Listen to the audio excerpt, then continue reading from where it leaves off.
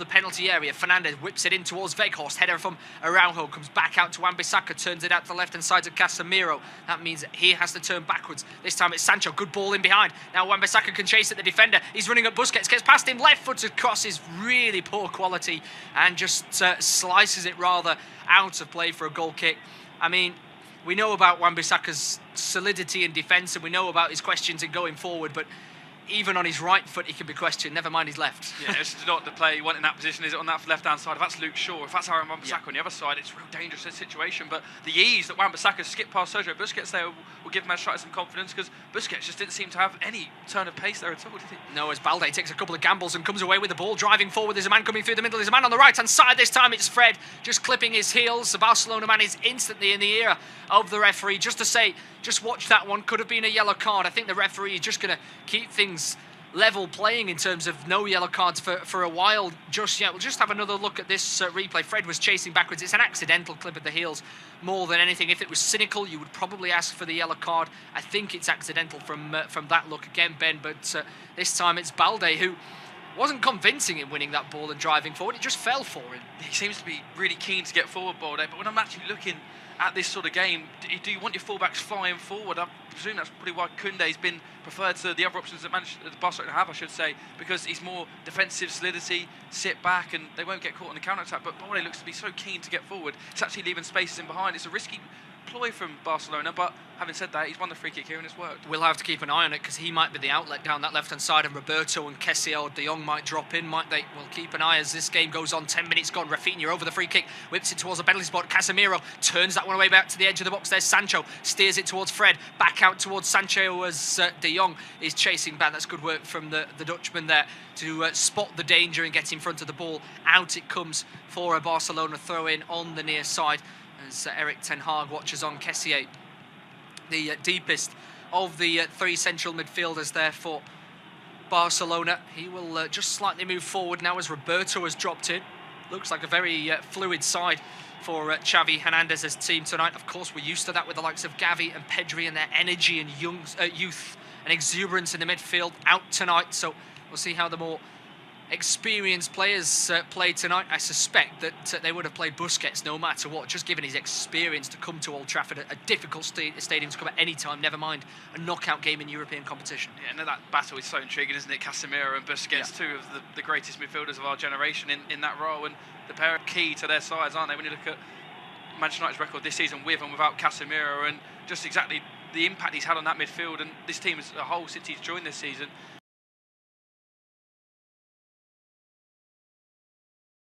It shows what a player he is, and as for Busquets, what he's done at Barcelona, longevity. He's been there he played in that Champions League final, of course, in 2011. The longevity that he's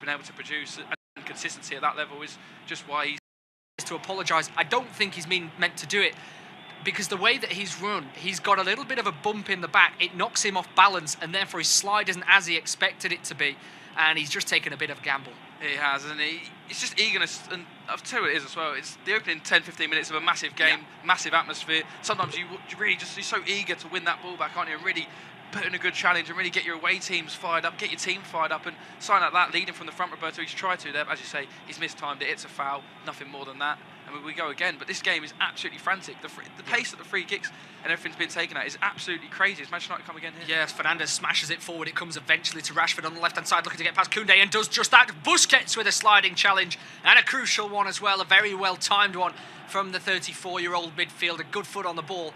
First time we've seen Rashford on the ball, and he gets past his man with ease. He does, and that's where Koundé, he just perhaps hasn't got that natural full-back instinct, does he? Because he's just, you can see he's so scared of Rashford coming in on his right-hand side that he's just trying to show him left, but he gets his body position all wrong, and Rashford goes past him with ease. Luckily, Busquets is there to sweep up. Yeah, short corner taken by Manchester United. Here's Luke Shaw, left-hand side, drops it back into the feet of Fred. Will whip it in first time into the first man, and it's Lewandowski with the header away. He's just telling the man in front of him to chase that one, but Sancho, in being the deepest man there, won't be pressed all the way as it's Alex Balde The left back, because the ball is easily clipped over to Shaw, left-hand side, unmarked. Inside is Rashford. Shaw continues his run. Here's Rashford again, goes down the line. This time it's a good foot from Koundé. Held his ground, put in the tackle and timed it beautifully. Here's Lewandowski, turning out to one side, then the other, trying to find an option, a route for a pass, knocks it back to Araujo, who chips it down the right-hand side for Koundé. He then lifts one forward, but Lewandowski, the target man, is still at right back. He heads the ball forward to Busquets. He flicks it forward into the middle of the park for Sergio Roberto, and coming back there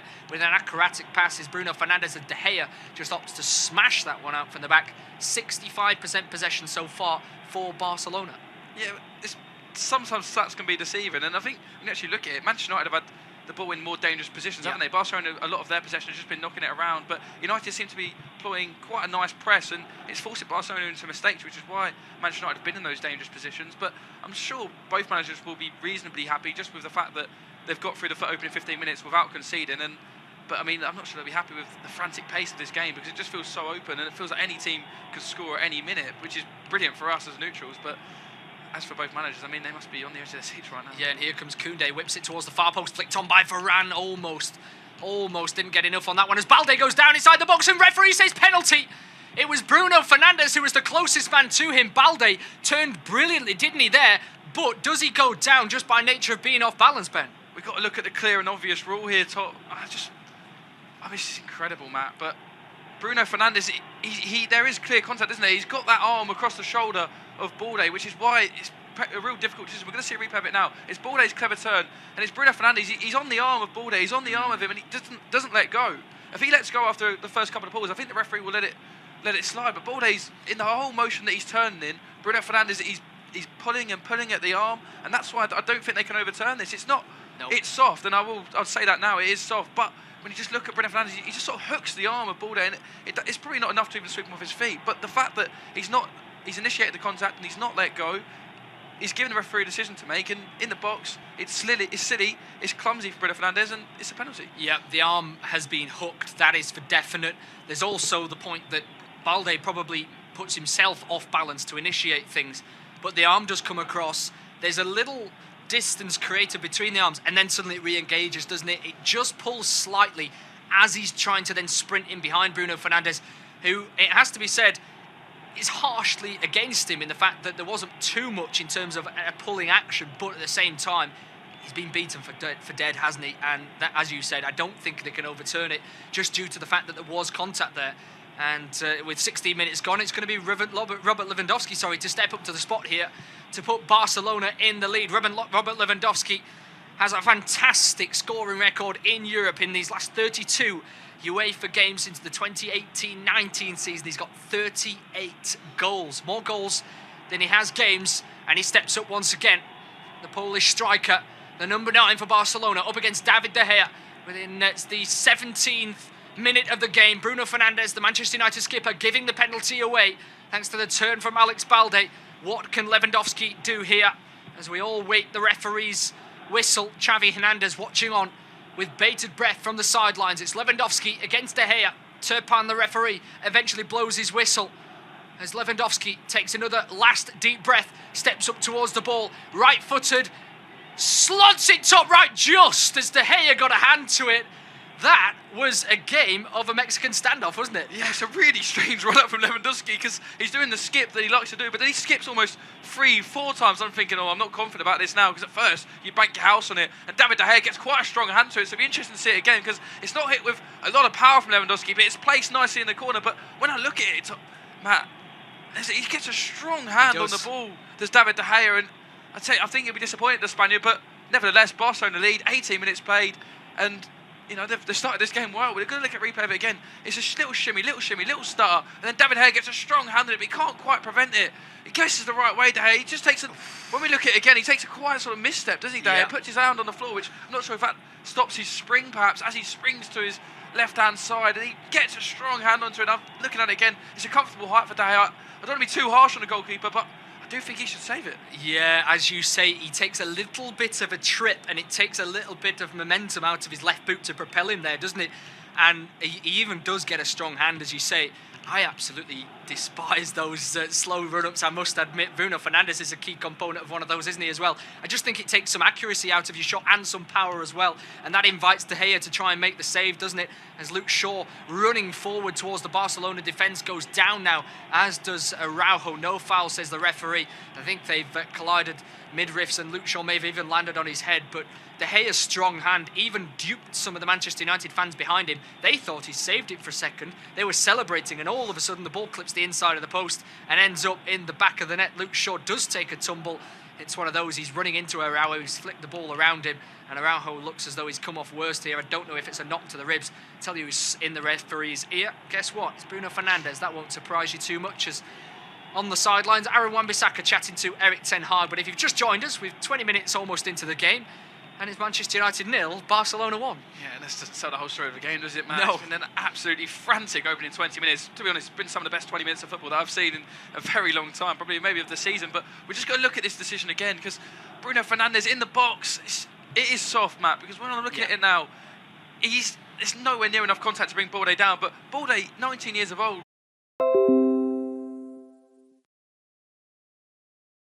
Well, it's exactly that.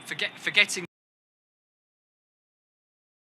comes, and it's one of those, I don't think it would have been overturned had the decision not been made. It's that grey area in between, but Barcelona have reaped the rewards from that decision as Busquets just turns calmly past Sancho, flicked off then by Roberto. No foul, says the referee. Busquets steps in again. Good ball this time to Kessié. Flicks it around the corner. Touch from Lewandowski. He's not quite good enough, and I think due to that, the referee says no free kick. Yeah, it was good defending that from Luke Shaw, wasn't it? But that turn from Sergio Busquets away from Jadon Sancho, that's just outmusters, as they say, isn't it? Absolute quality. And Barcelona, that goal just seems to give them a bit of spring in their step, and now they're just starting to ooze with class. They're even applying the pressure of their own here, and Manchester United need to be careful that the game don't run away from them. Yeah, absolutely. Fred fires it back to Wan-Bissaka, who hooks it away with his weaker left boot. Thankfully for him, Wout Weghorst is the man that's won that challenge. Got there before Araujo, and he's then stopped the quick free kick as well, hasn't he? The Barcelona centre-half, but that was good from Barcelona. That's the furthest upfield we've seen them press so far this evening, but Manchester United dealt with it well, didn't take any too many risks, and go back to David De Gea. Incidentally, it's penalties between Monaco and Bayern Leverkusen. That one going right to the wire in the second leg as another long ball for Manchester United. Volley from Fernandes, doesn't quite catch it cleanly enough, bounces down and then up into the hands of Ter Stegen. It's also in the last minute of extra time between Anderlecht and Ludogorets. Looks like Anderlecht are going to go through on that one. In the games at 8 o'clock in the Europa League, it's Shakhtar 1-0 up away at Rennes. Ajax are losing by a goal to nil against Union Berlin. They're a cracking side at the moment as well, aren't they? In some good form.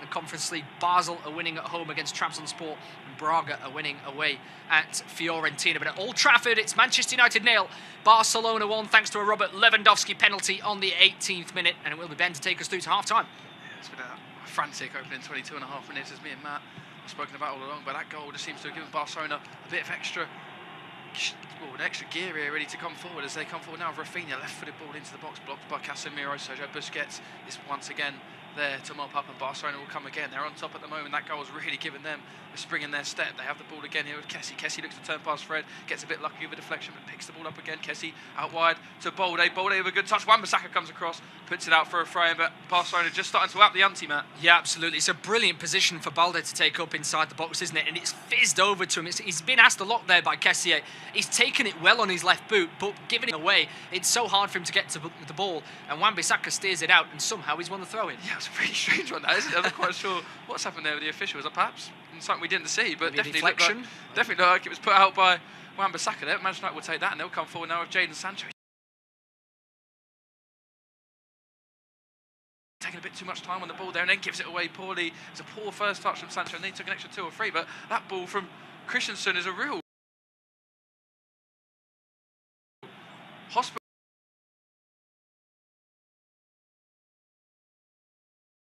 One, it was in a corridor of uncertainty. Winning full-back, playing for Barcelona here this evening. Rafinha looks to nutmeg Lisandro Martinez, who has arms all over him, but the referee waves play on him. Martinez will pick the ball up, and he'll play an out ball towards Fred. Fred has the ball now for Manchester United, just around the halfway line. He finds Wout Weghorst. Weghorst back to Fred. Fred looks to switch the ball out to Bruno Fernandes. Not the greatest ball in the world, but Bruno Fernandes does just enough there to slide and keep it. And Casemiro will now have the ball for the Red Devils. I think Casemiro has to grip this game by the scruff of the neck. We know how great he is as a player, but Barcelona, given their run in the league, they are so confident on the ball right now, and they're taking risks because they have that confidence to successfully play that pass or that turn as Fernandes goes down under a challenge and wins a free kick. But Manchester United, they're just lacking that little bit of quality on the ball. That's not a foul for me. I think Sergio Roberto got a foot on the ball there. Big chunk of the ball, actually, looking at it again, Matt. He comes in from behind, but Bruno Fernandes has got his legs so far open that Sergio Roberto will pinch that ball.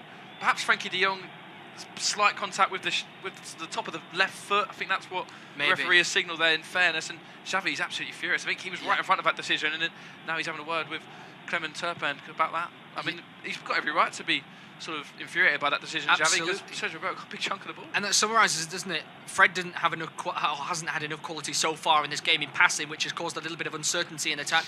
Fernandes is taking a little bit too much of a risk when his teammates are not on the same wavelength. It's Casemiro that needs to grip this game and just play the simple pass and control the possession. Play the Busquets role, if anything, that he's done so far. As Manchester United have won the ball in good possession here, and again it's Sergio Busquets who's there just to mop up in between the two centre-backs. He's already done that 3 or 4 times this evening. We'd like to get a good count by the end of the game, as Lisandro Martinez has absolutely bullied Lewandowski there, and it wasn't even a shoulder-to-shoulder. He just held his arms out and just sort of elbowed into the midriff of Robert Lewandowski there. It looked as if, and Erik ten Hag's pleading the innocence, but in fairness, it looked like a foul. Well, Erik ten Hag picked up a yellow card in the first leg. We know he can argue on the sidelines, but Martinez has not gone for the ball whatsoever, and he's run across Lewandowski. Forgetting the elbow, he's just taking him out off the ball. And Ten Hag's just saying it's a 50-50 collision. There's no doubt in my mind that one is a guaranteed foul. Martinez takes that little side eye, doesn't he? And he just comes across Lewandowski, as you say.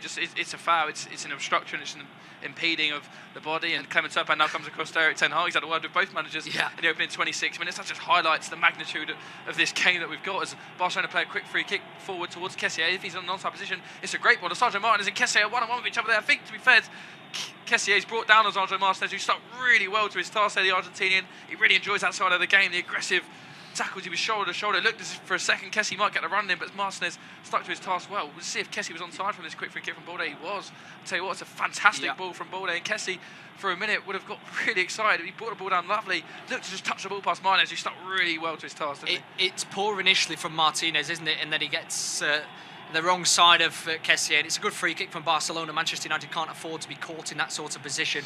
But then when Kessié gets into that position, he knows that the contact is coming from Martinez, and in truth, it's a poor touch from him, because the ball goes closer towards Martinez, and that allows him to shift his body in the way.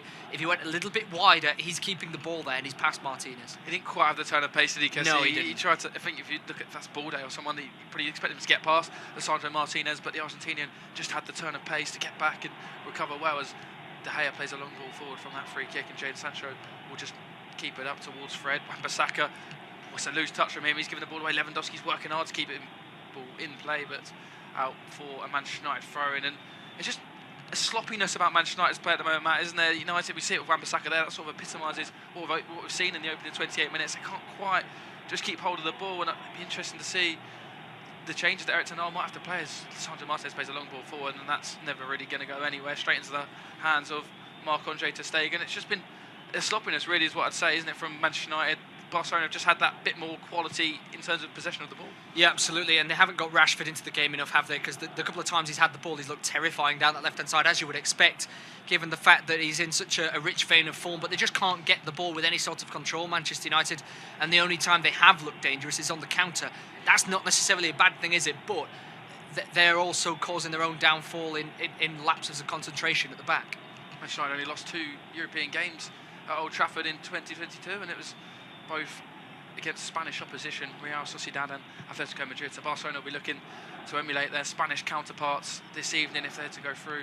Speaking of going through, Bayer Leverkusen have gone through against Monaco. They've won 4-2 in France in penalties, so it's a good result for the German outfit. They've advanced to the round of 16. At the moment, it's Barcelona that's advancing to that round. They lead Manchester United at Old Trafford by a goal to nil. Robert Lewandowski's penalty after Bruno Fernandes was adjudged to have brought down Balde in the box. It's a sloppy decision, and VAR could never really overturn it. But Barcelona are looking for another goal, and you sense that there's a lot more goals in this game, Matt, don't you? Yeah, absolutely. It's not finishing 1-0, and if it does, I'd be mightily surprised, of course. could give the commentator's curse on the game, and it could end 1-0 right now. But yeah, for all the world, it looks as though there's going to be mistakes, there's going to be quality in this game. And Manchester United are going to have their moments as well. They're going to get back into this game. You can't see them being pressed back as much as we have seen them early on in this first half an hour. They're going to have their moments, they're going to have chances.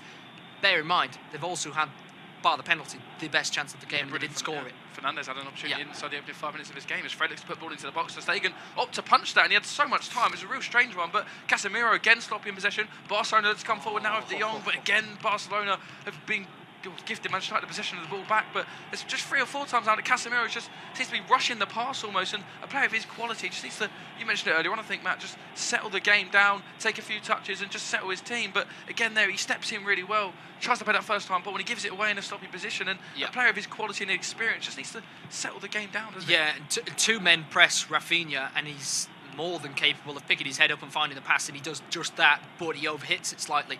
If he hadn't, De Jong is free to run at Lisandro Martinez, and then there's Lewandowski to be marked, obviously, by the covering defender as well, but it's 2-on-2, and it's a great chance. But yeah, they're giving the ball away where they don't need to do, Manchester United. They've got the ball now with David De Gea, who finds Aaron Wan-Bissaka deep in Manchester United territory, and this is probably what Manchester United needs, the spell of possession on the ball. They've not had that really in this game. They don't really feel like the home team at the minute, because Barcelona have dominated such a large amount of the ball, as you would expect from Xavi Hernandez's side. Of course, he was part of the best midfield trios in history at Barcelona, and there was a team based on possession, and that's the sort of team he's trying to create here in Spain. But saying that, Barcelona have given the ball away poorly there, and Manchester United have the ball back with Wan-Bissaka, who finds Varane. Varane thought about going forward there to Luke Shaw, instead just switched out to his other fullback, Aaron Wan-Bissaka, who looks to drive 10-15 yards. He's good at this, Wan-Bissaka. He's made some good yards there as well. He finds Bruno Fernandes wide right. Fernandes plays the ball inside towards Fred. Casemiro then looks for a chip ball over the top for Jadon Sancho, and again it's Sergio Busquets with such an important left boot there just to hook it across, because Jadon Sancho was in behind, and that's 5 or 6 times we've seen that from Busquets already. And Barcelona looked to break out quickly, but this time Manchester United mop out well with Bruno Fernandes and Rafa Varane. Right place at the right time once again, and you might call that luck, but with a player, when it happens so often like Busquets, you just know it's class, don't you, and quality to find that position. I think Barcelona are taking a risk defensively here. Sergio Roberto is quite pressed in sometimes to mark the ball in the middle, and he allows Wan-Bissaka some time to run down that right-hand side, perhaps knowing that he's not quite got as much quality as some of the other Manchester United players. The problem is with that, he got 10-15 yards before, and then invited other players to get involved, and Manchester United are finding those gaps when they get the likes of Fernandes and Sancho on the ball. Yeah, Fernandes and Sancho have been more involved than any other Manchester United attackers. We're just looking at Marcus Rashford on television pictures, and apart from early on when we see him get a Koundé and he beat him, we've not really seen any of the most informed player in probably the Premier League at the moment, and he's the outlet for them every week, and he's the main threat, isn't he? But if you're not getting him involved, you're not really utilising your strengths. It's not just him, is it? Rafinha is tucking in on that right-hand side, and Luke Shaw's not touching the ball either, which shows that it's not necessarily Manchester United not wanting to come down the left-hand side. It's probably that they can't, or they're not able to do at the moment, because Barcelona are offering them that space on the right. But equally so, we also just saw pictures pop up of Wout Weghorst. He's not, I don't remember him holding up the ball successfully yet in this game. And when he does so, that invites them next level of players to come onto him and drive past him. But he's not quite been able to do that because Barcelona have been quite physical, and Busquets has dropped on him too. Yeah, I was about to say, Barcelona have been very clever in the way they've moved the ball, kind of marshalled Wout Weghorst at the moment, because you've got either Christensen or Araujo pushing onto the back of Weghorst, and then Busquets just sits in front, doesn't he? In between sort of De Jong and Kessie and the two centre-backs, and does that role, the Busquets role, which it's probably known as now, just sits right there. He's on the toes of Wout Weghorst. Anything that Weghorst tries to bring down, Busquets is there to mop up, and at the moment it's worked absolutely fantastically for Barcelona. For Xavi's side, 33.5 minutes played, Manchester United 0, Barcelona 1, as the ball's paid in to Kessié, who finds Sergio Roberto on his right wing. Roberto's sort of playing across the whole wing at the moment, isn't he? He just sort of seems to be just floating around and doing his thing, but at the moment it's worked quite nicely for Barcelona. Yeah, off the ball he's definitely on the left-hand side, but when they're on the ball he's allowed to go anywhere, and they almost create overloads. Brilliant there from Koundé. He just knocked the ball past Marcus Rashford. Didn't seem too keen on defence, but this time it's Casemiro sweeping across, just as Busquets has done so many times already in this half for Barcelona. It was a really important tackle from the Brazilian. It's the first time we've actually seen Koundé get forward on this right-hand side. And he plays a quick throw in to Busquets. Koundé to Rafinha. His touch is poor. Casemiro again intercepts, and now Manchester United will break with Jadon Sancho. Sancho looks towards Bruno Fernandes. Frenkie de Jong this time covers across really well in that sort of left pack role where Balde had pushed up, De Jong filled in, and Barcelona just seemed to know their positions. Great pace, isn't it, from De Jong there? I mean, Balde is well upfield again, isn't he? But as you said, that the three midfielders are so averse to dropping back in. But that's when Manchester United are dangerous. It was a sloppy pass, wasn't it, from Rafinha into his fellow Brazilian that found Casemiro. And then Manchester United broke, and that's where they're dangerous. The problem is they were firing it forwards towards Fernandes to chase rather than a Rashford. Yeah, really rash there from De Jong to Rashford, and Rashford will pick the ball up and he'll switch it across to Aaron Wan-Bissaka. Wan-Bissaka thought about crossing first time, didn't do it, and then he takes a few more touches, but he's put himself in a bit of a predicament, and he's put a great ball in. There's no Manchester United players on the end of it gambling at the back post. It was a fantastic ball from Wan-Bissaka from that angle to get that whip across the ball. As Wan-Bissaka's picked the ball up again here. This time he might up to shoot on his left foot, decides against it, finds Sancho. Sancho finds Fred, who's out wide right, who looks to volley first time. It lands on the roof of the net. Not quite sure why he's not tried to bring that down there, Fred, and then put a ball across the face of goal. But he's tried to sort of cross sharp from the. I think he's crossing from this volley, but it wasn't a very good one, was it? No, it's weaker foot, right foot, instep volley, first time looking for the far post for Rashford, and he's sliced it, and it's almost lobbed the keeper. As you said, Wan-Bissaka put a good ball in there. I don't think it's the fact that the ball was good and nobody was. It's just the fact that I don't think these Manchester United teammates were expecting it. I honestly believe they weren't expecting it, and therefore they didn't make a move. If that's a right back, the likes of Dani Alves, let's mention him, obviously Barcelona ties.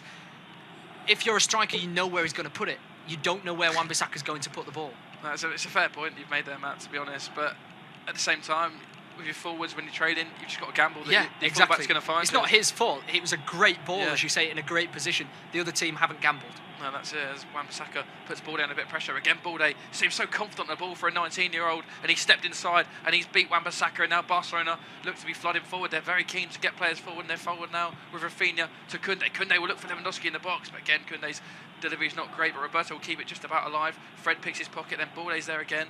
He's so good, Balde, isn't he? He started this game really well and thought he'd won a free kick on Fred there, but he didn't, and he's actually conceded a throw-in. But he's playing left-back role, but he's finding himself on that left wing area more often than not, and on the ball, he's so effective.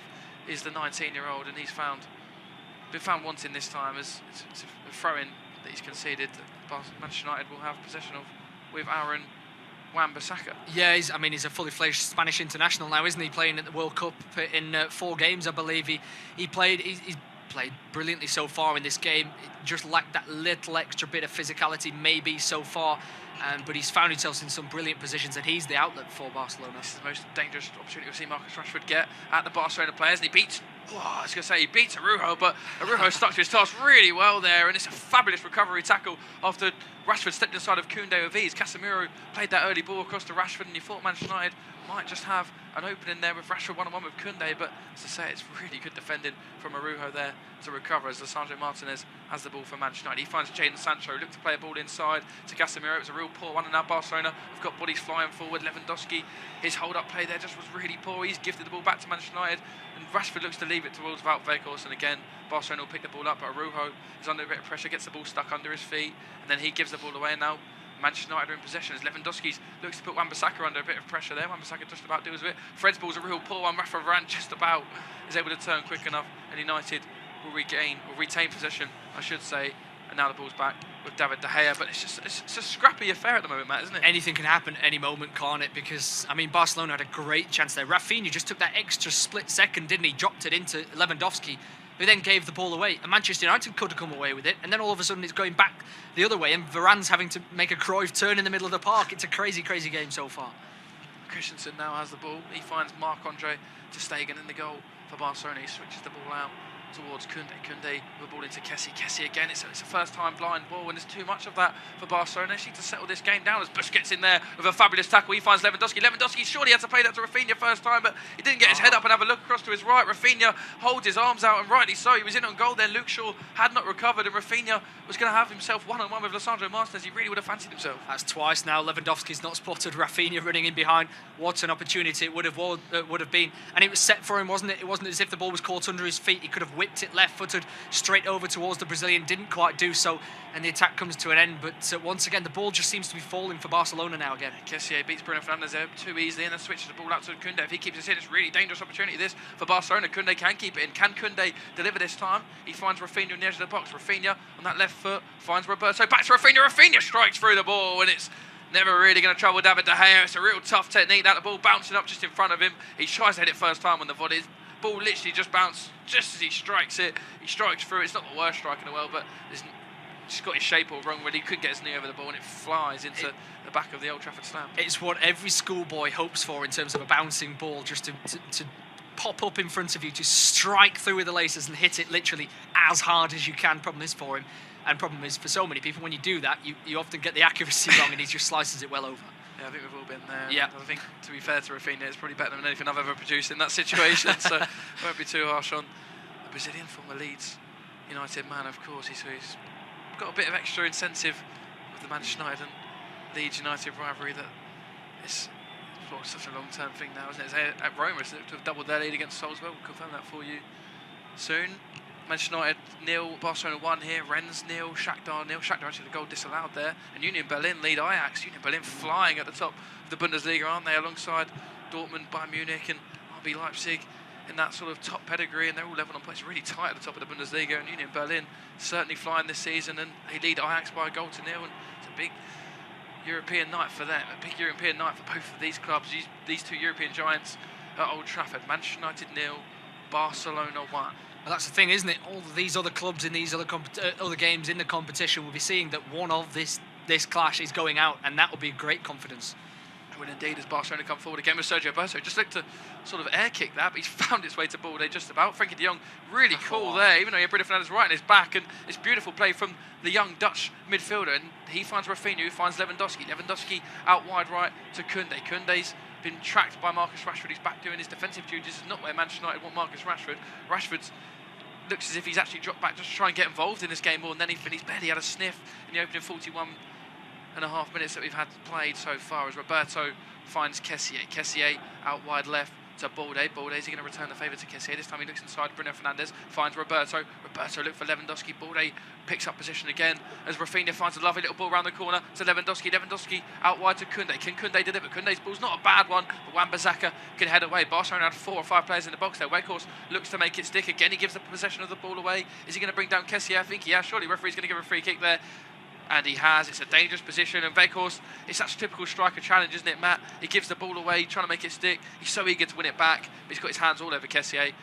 Really dangerous position for Barcelona. Yeah, he's frustrated, isn't he? Because he's just not having enough of the ball. I think Kessié buys it a little bit in the end. But Barcelona are all over Manchester United right now. They had a couple of chances, didn't they? It was fizzed into Lewandowski's feet. If he just managed to get an extra half yard on his touch, he could have fizzed it towards goal, but ended up having to slot the ball out to Koundé. And as you said, it's not the worst ball in the world from Koundé into the middle of the box, in the sense that it's a good position, but no goal Barcelona shirts were anywhere near it, so that therefore judges it a poor ball in the end. But yeah, Barcelona with less than 3 minutes before the break and added time, they're on top of Manchester United here, and it looks more likely it's going to be 2-0 to Barcelona than 1-1 at the break. The goal just seemed to really put a sting in Manchester United's tail, because they look really dangerous going forward in the opening sort of 10 minutes of this game. And Barcelona, since they've taken the lead, they're such a good front runner, aren't they? And they're unbeaten in 18 games, winning 16 of those last 18, of course. But the draw that they did have in that time was, of course, last week against Manchester United. As De Jong's ball in, there was no one actually gambling at the back post, but Casemiro clearly didn't get a shout, which he seems furious about.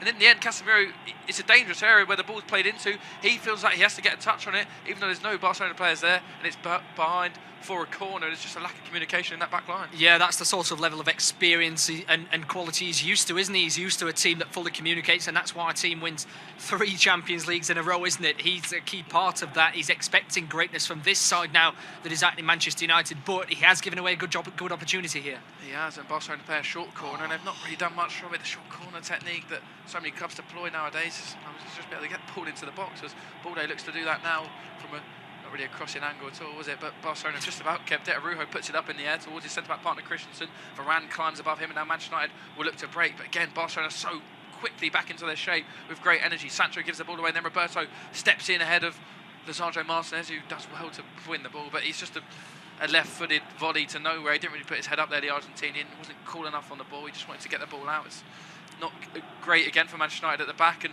Barcelona will come again. Yeah, just a moment to note Sergio Roberto there. I mean, scampering around, chasing everything, wasn't he? Just absolutely head down, sprint after it, put the opposition under pressure, and therefore got the ball back in the end and caused that mistake from, well, not really a mistake, but rather aimless ball from Lisandro Martinez. It was great work from Roberto, who's worked so hard in this first half. We're closing in on half-time now, as it looked as though Ajax had got a leveller. In fact, they've gone 2-0 down to Union Berlin. Juranovic is having an absolutely brilliant season, isn't he? And he's doubled the lead for Union Berlin, and that's 0-0, of course, after the first leg. So Ajax have got it all to do, and Manchester United have got it all to do. Two huge European giants could be heading out in the Europa League playoff round this season, and that will be two massive stories. Whoever's going to leave this tie was going to be a massive shock, isn't it? Man United and Barcelona, when this tie was drew in the Europa League playoff round, it stunned everyone. It's one of the biggest fixtures you could possibly get in Europe, and that's why we're so intrigued. As De Gea's pulled a really poor ball out here to Sergio Roberto. He can't quite get it off his feet,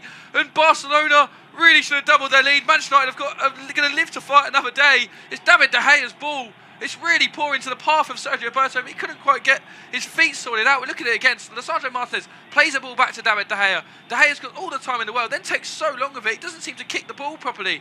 And he plays it straight into the path of Sergio Roberto, who just doesn't get his head up. And surely he's got to shoot.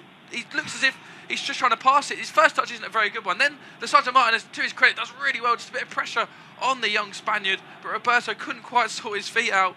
And in the end, Barcelona wasted a golden opportunity to double their lead, man. Yeah, absolutely. 2 minutes out of time, should be 2-0 up Barcelona there. I mean, we saw Courtois and Alisson Becker on Tuesday night with some horrible, horrible clearances. That is right up there from De Gea. He plays it not just to one, not two, but three Barcelona players. It's a terrible clearance. And Roberto, in fairness to him, stays to his feet because Martinez, he comes in, doesn't he, and initiates some contact, but he stays on his feet, goes forward. Casemiro jumps in, and I have to say to him, great tackle, because he gets the ball beautifully and causes Roberto to stop the shot. But then Kessie, I don't know what his shot was. Lewandowski finds Kessie in behind him. Manchester United just really living dangerously. Kessie just about behind for a Manchester United goal kick as Kessie shot there, deflected off. Lisandro Martinez back off the Barcelona midfielder behind for a Manchester United goal kick. We've had 2 minutes added on, incidentally. We've played about a minute and a half, and that's about 30 seconds to the half-time whistle, which Manchester United need desperately at the moment because they're really up against the caution. Barcelona will probably be looking into this break now, thinking they could have been 2 or 3 goals up and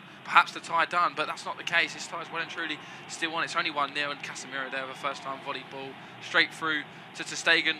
It's been a 45 minutes job done so far for Barcelona. Yeah, it's been a cracking first 45 minutes to watch from our point of view, hasn't it? It's been frustrating, and ever so more frustrating for Manchester United fans as they've watched this first half. Barcelona probably just edged it, but having said that, a controversial penalty decision which has given them the lead. Ter Stegen with the ball at his feet as we wait the referee's whistle any second now. It's up towards Kessie, who's beaten in the air by Casemiro. That's the half-time whistle at Old Trafford. It's Barcelona that lead by a goal to nil. Manchester United could have taken the lead in the opening couple of minutes for their captain, Bruno Fernandes, who shot straight at Marc-Andre Ter Stegen when he was put in by Casemiro, and it's a real opportunity that. But then it was Bruno Fernandes who's the culprit down the other end. He brought down Balde before Robert Lewandowski's penalty was tipped onto the bar by David De Gea, but into the back of the net it went, and that's why Barcelona lead at Old Trafford by a goal to nil.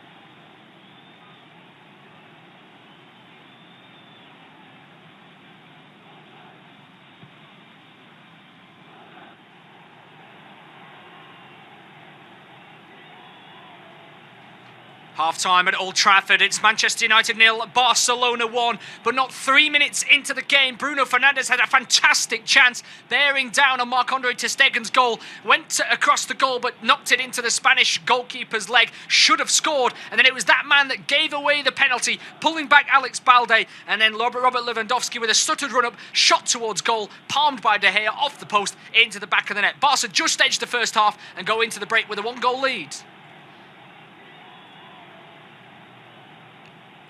Half-time at Old Trafford, it's Manchester United 0, Barcelona 1, but not 3 minutes into the game, Bruno Fernandes had a fantastic chance, bearing down on Marc-Andre ter Stegen's goal, went across the goal but knocked it into the Spanish goalkeeper's leg, should have scored, and then it was that man that gave away the penalty, pulling back Alex Balde, and then Robert Lewandowski with a stuttered run-up, shot towards goal, palmed by De Gea off the post into the back of the net. Barca just edged the first half and go into the break with a one-goal lead. Half-time at Old Trafford, it's Manchester United 0, Barcelona 1, but not 3 minutes into the game, Bruno Fernandes had a fantastic chance, bearing down on Marc-Andre ter Stegen's goal, went across the goal but knocked it into the Spanish goalkeeper's leg, should have scored, and then it was that man that gave away the penalty, pulling back Alex Balde, and then Robert Lewandowski with a stuttered run-up, shot towards goal, palmed by De Gea off the post into the back of the net. Barca just edged the first half and go into the break with a one-goal lead.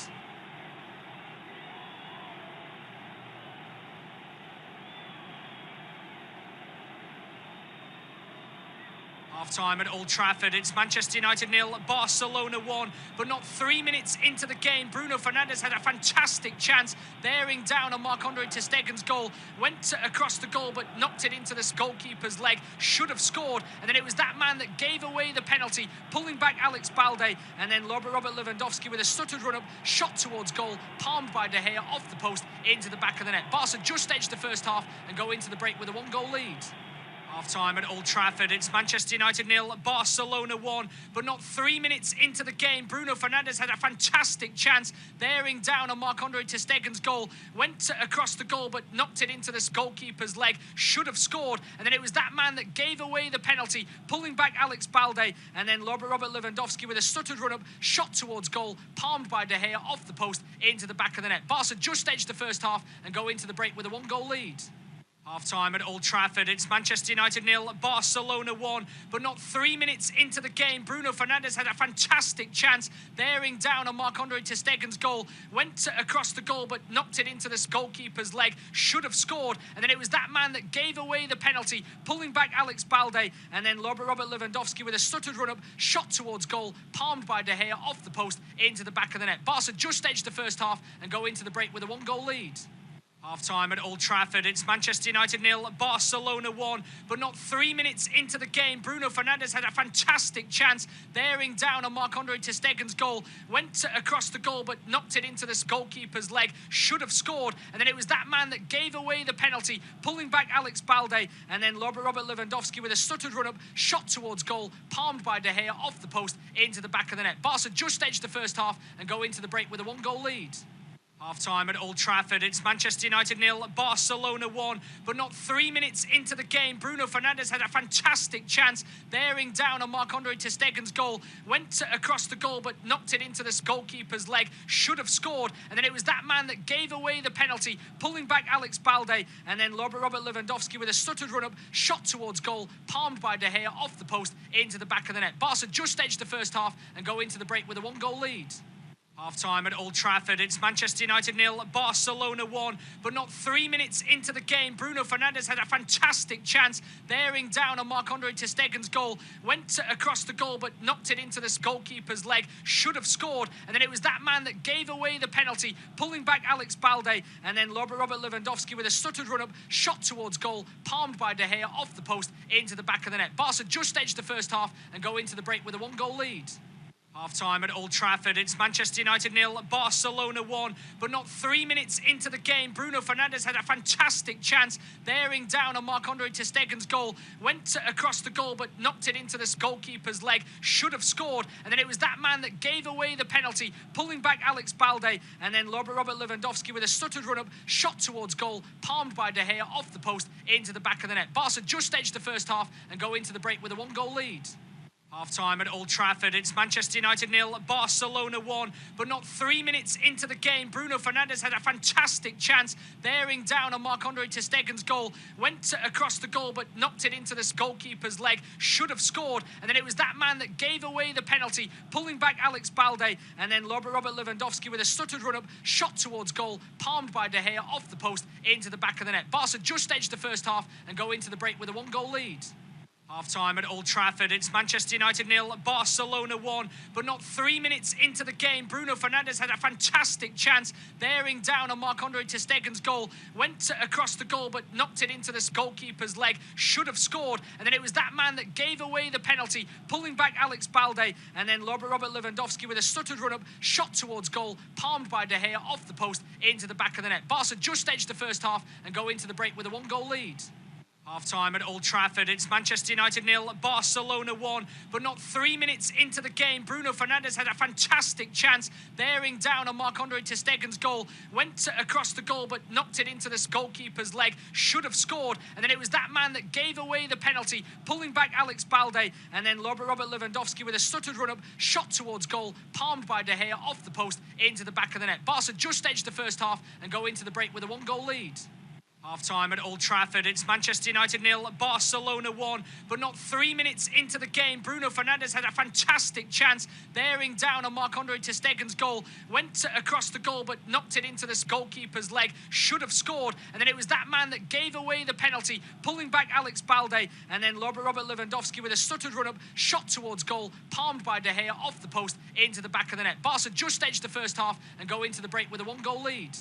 Half-time at Old Trafford, it's Manchester United 0, Barcelona 1, but not 3 minutes into the game, Bruno Fernandes had a fantastic chance, bearing down on Marc-Andre ter Stegen's goal, went across the goal but knocked it into this goalkeeper's leg, should have scored, and then it was that man that gave away the penalty, pulling back Alex Balde, and then Robert Lewandowski with a stuttered run-up, shot towards goal, palmed by De Gea off the post, into the back of the net. Barca just edged the first half and go into the break with a one-goal lead. Half-time at Old Trafford, it's Manchester United 0, Barcelona 1, but not 3 minutes into the game, Bruno Fernandes had a fantastic chance, bearing down on Marc-Andre ter Stegen's goal, went across the goal but knocked it into this goalkeeper's leg, should have scored, and then it was that man that gave away the penalty, pulling back Alex Balde, and then Robert Lewandowski with a stuttered run-up, shot towards goal, palmed by De Gea off the post, into the back of the net. Barca just edged the first half and go into the break with a one-goal lead.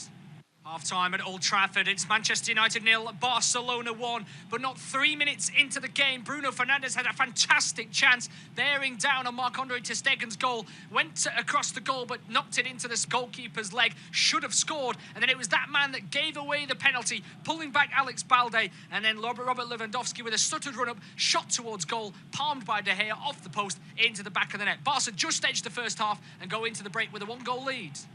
Half-time at Old Trafford, it's Manchester United 0, Barcelona 1, but not 3 minutes into the game, Bruno Fernandes had a fantastic chance, bearing down on Marc-Andre ter Stegen's goal, went across the goal but knocked it into this goalkeeper's leg, should have scored, and then it was that man that gave away the penalty, pulling back Alex Balde, and then Robert Lewandowski with a stuttered run-up, shot towards goal, palmed by De Gea off the post, into the back of the net. Barca just edged the first half and go into the break with a one-goal lead. Half-time at Old Trafford, it's Manchester United 0, Barcelona 1, but not 3 minutes into the game, Bruno Fernandes had a fantastic chance, bearing down on Marc-Andre ter Stegen's goal, went across the goal but knocked it into this goalkeeper's leg, should have scored, and then it was that man that gave away the penalty, pulling back Alex Balde, and then Robert Lewandowski with a stuttered run-up, shot towards goal, palmed by De Gea off the post, into the back of the net. Barca just edged the first half and go into the break with a one-goal lead. Half-time at Old Trafford, it's Manchester United 0, Barcelona 1, but not 3 minutes into the game, Bruno Fernandes had a fantastic chance, bearing down on Marc-Andre ter Stegen's goal, went across the goal but knocked it into this goalkeeper's leg, should have scored, and then it was that man that gave away the penalty, pulling back Alex Balde, and then Robert Lewandowski with a stuttered run-up, shot towards goal, palmed by De Gea off the post, into the back of the net. Barca just edged the first half and go into the break with a one-goal lead. Half-time at Old Trafford, it's Manchester United 0, Barcelona 1, but not 3 minutes into the game, Bruno Fernandes had a fantastic chance, bearing down on Marc-Andre ter Stegen's goal, went across the goal but knocked it into this goalkeeper's leg, should have scored, and then it was that man that gave away the penalty, pulling back Alex Balde, and then Robert Lewandowski with a stuttered run-up, shot towards goal, palmed by De Gea off the post, into the back of the net. Barca just edged the first half and go into the break with a one-goal lead. Half-time at Old Trafford, it's Manchester United 0, Barcelona 1, but not 3 minutes into the game, Bruno Fernandes had a fantastic chance, bearing down on Marc-Andre ter Stegen's goal, went across the goal but knocked it into this goalkeeper's leg, should have scored, and then it was that man that gave away the penalty, pulling back Alex Balde, and then Robert Lewandowski with a stuttered run-up, shot towards goal, palmed by De Gea off the post into the back of the net. Barca just edged the first half and go into the break with a 1-goal lead.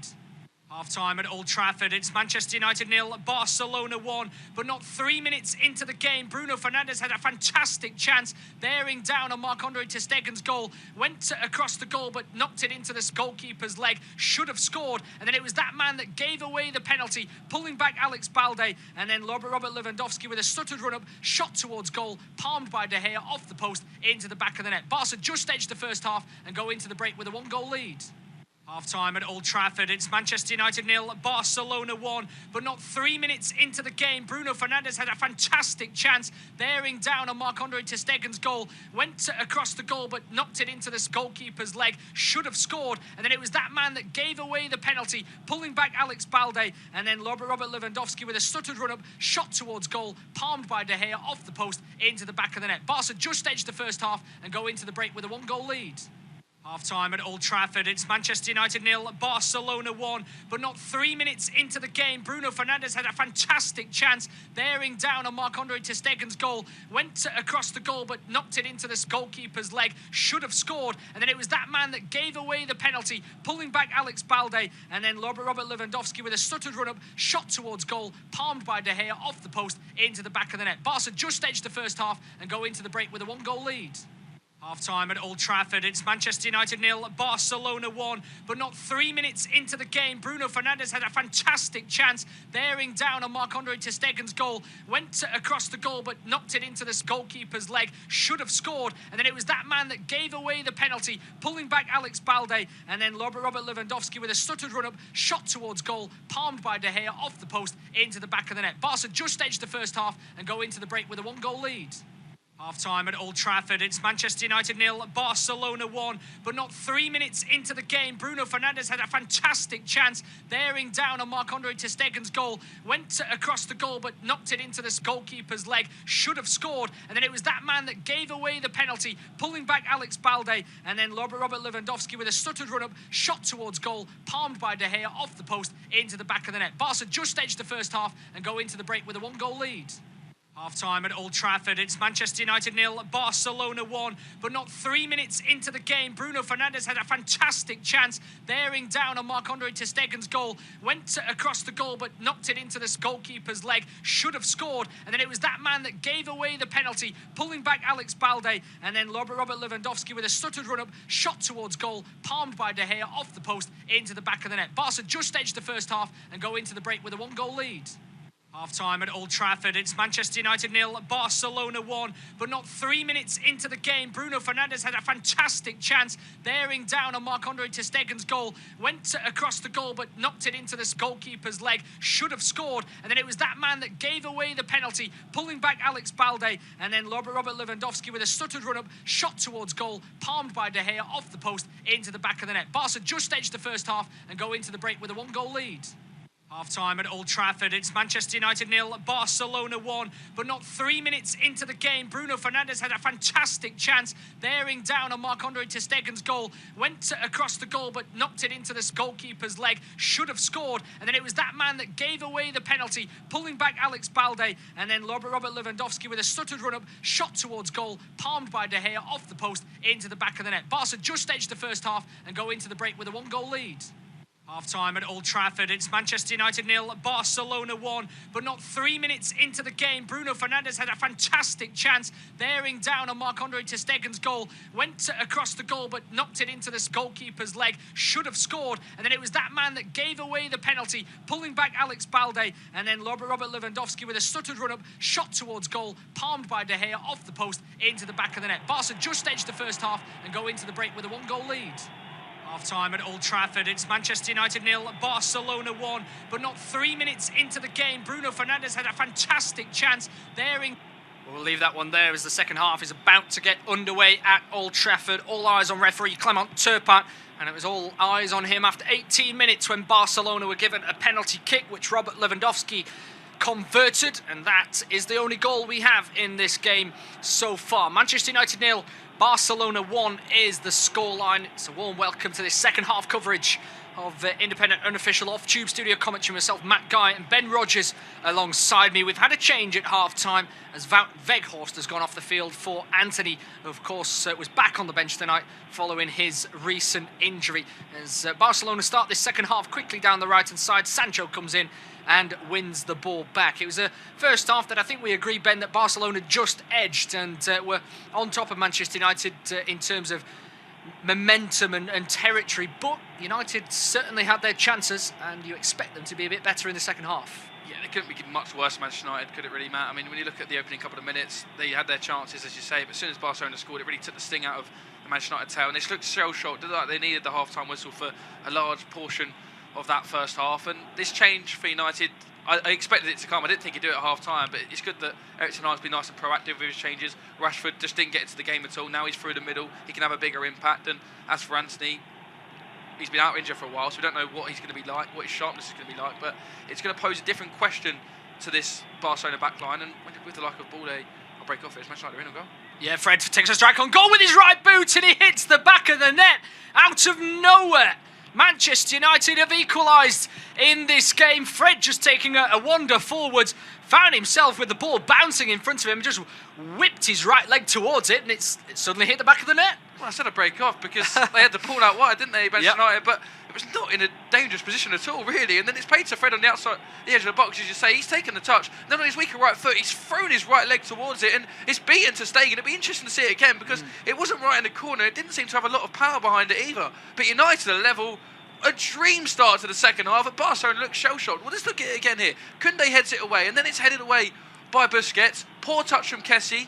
Jadon Sancho picks it up. He finds Bruno Fernandes. Fernandes plays a ball square to Fred, and it's really strange defending from Barcelona. Fred takes a good first touch. He's across Frenkie de Jong, and then to be fair to Fred, it's a fantastic finish on his weaker right foot. He pokes his right leg, as I say. It doesn't look like he gets a lot of power on it, but it's curtained away just from ter Stegen, beyond his fingertips. United are level, and it really is out of nowhere, man. Yeah, it's a little bit of a shinner there from Fred. When you see the replay, it's more above his ankle than below it, but it's a great strike nonetheless from the Brazilian. I don't know whether Fernandes is even trying to find Fred, or there's a further man even wider of him, and I think it might have been Rashford or Anthony, and yeah, just out of nowhere, it shocked myself as well, because I just did not expect to see that from Fred just then. As Kessie sprinting down the right-hand side, has to hurdle a tackle there from Martinez, and his touch is overcooked and goes out of play for a throw-in on the right-hand side. But just like that, it's Manchester United 1, Barcelona 1, and the equalising goal comes from Fred. We'll just see the replay now as Fernandes absolutely fizzed it into Fred, and in fact,